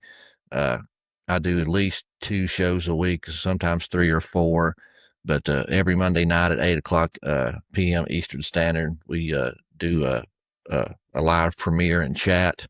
Every Sunday night at 8 p.m. Eastern Standard. I am in the midst of a long study into Louis Ginsburg, Legends of the Jews. So this is not canon, but this is the history and the mythology, what the people of this time frame believed and were reading, and it fills in a lot of gaps, honestly, to the biblical narrative, and it's just fun. But we have that live study every Sunday at 8 p.m. Eastern Standard Time. I think we just finished the 17th episode of that. So you can join us on that and be a part of the conversation. Come in, hang out, throw in your comments, your research, ask some questions. This is a group study.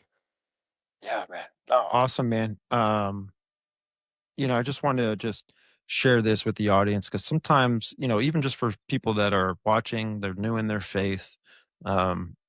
Maybe some people are still on milk, and they just haven't had, that much time to grow in their faith and all of this. A lot of things can get hairy when talking about these subjects. And the best advice I can give to people is to just get your nose in the Bible, get your nose in the Gospels, um, understand the truth in the gospel, and pray without ceasing.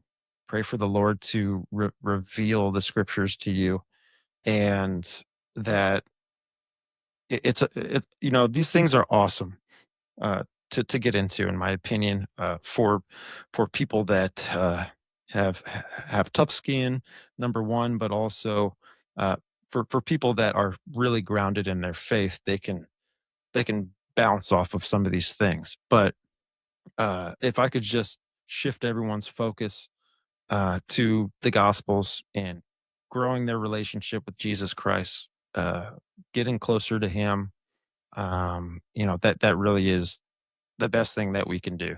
And that's something we all should do as Christians on the reg.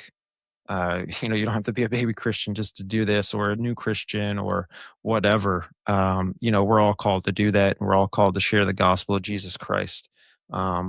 in any way that we can. Foundation first before you try to build a big skyscraper of Nephilim giants, UFOs, and all this other stuff. So, you know, they put a parable about that in the Bible. You know, if you don't have that foundation stone, you're building on the sand. So, yeah, you might have a beautiful skyscraper of all kinds of cool symbolism, Nephilim giants, and all this cool esoteric stuff. But first storm that comes by, you're going to get knocked down. So, yeah, build that foundation first. And that's Jesus Christ. And Jesus is the cornerstone, right? The most important part of building something. So thank you everybody for tuning in. Doc, thank you, brother, so much, man. And I appreciate you. Folks, if you're still tuning in and you want to support the show, be sure to head on over to patreon.com/the biblical hitmen. That's where you can get all of your early access, your ad-free and direct messaging with me. And also you can support me on YouTube. Come over, hit the subscribe button, like the show, share it with your friends, and also support the platform on audio, Apple Podcasts, Spreaker, Spotify, anywhere you can consume any of your podcast content. That's where the show is. Thank you everyone for getting through the ad space. I really appreciate that. It means a lot to me, and you are supporting the show in each and every way possible. And also thank you everyone for the super chats. Thank you, Amy, for the PayPal, and thank you, Craig, as well, brother. I love all of the support, and I mean, I need all I can get at this point. So thank you everybody. This was a fun stream, and I'm gonna see you next time.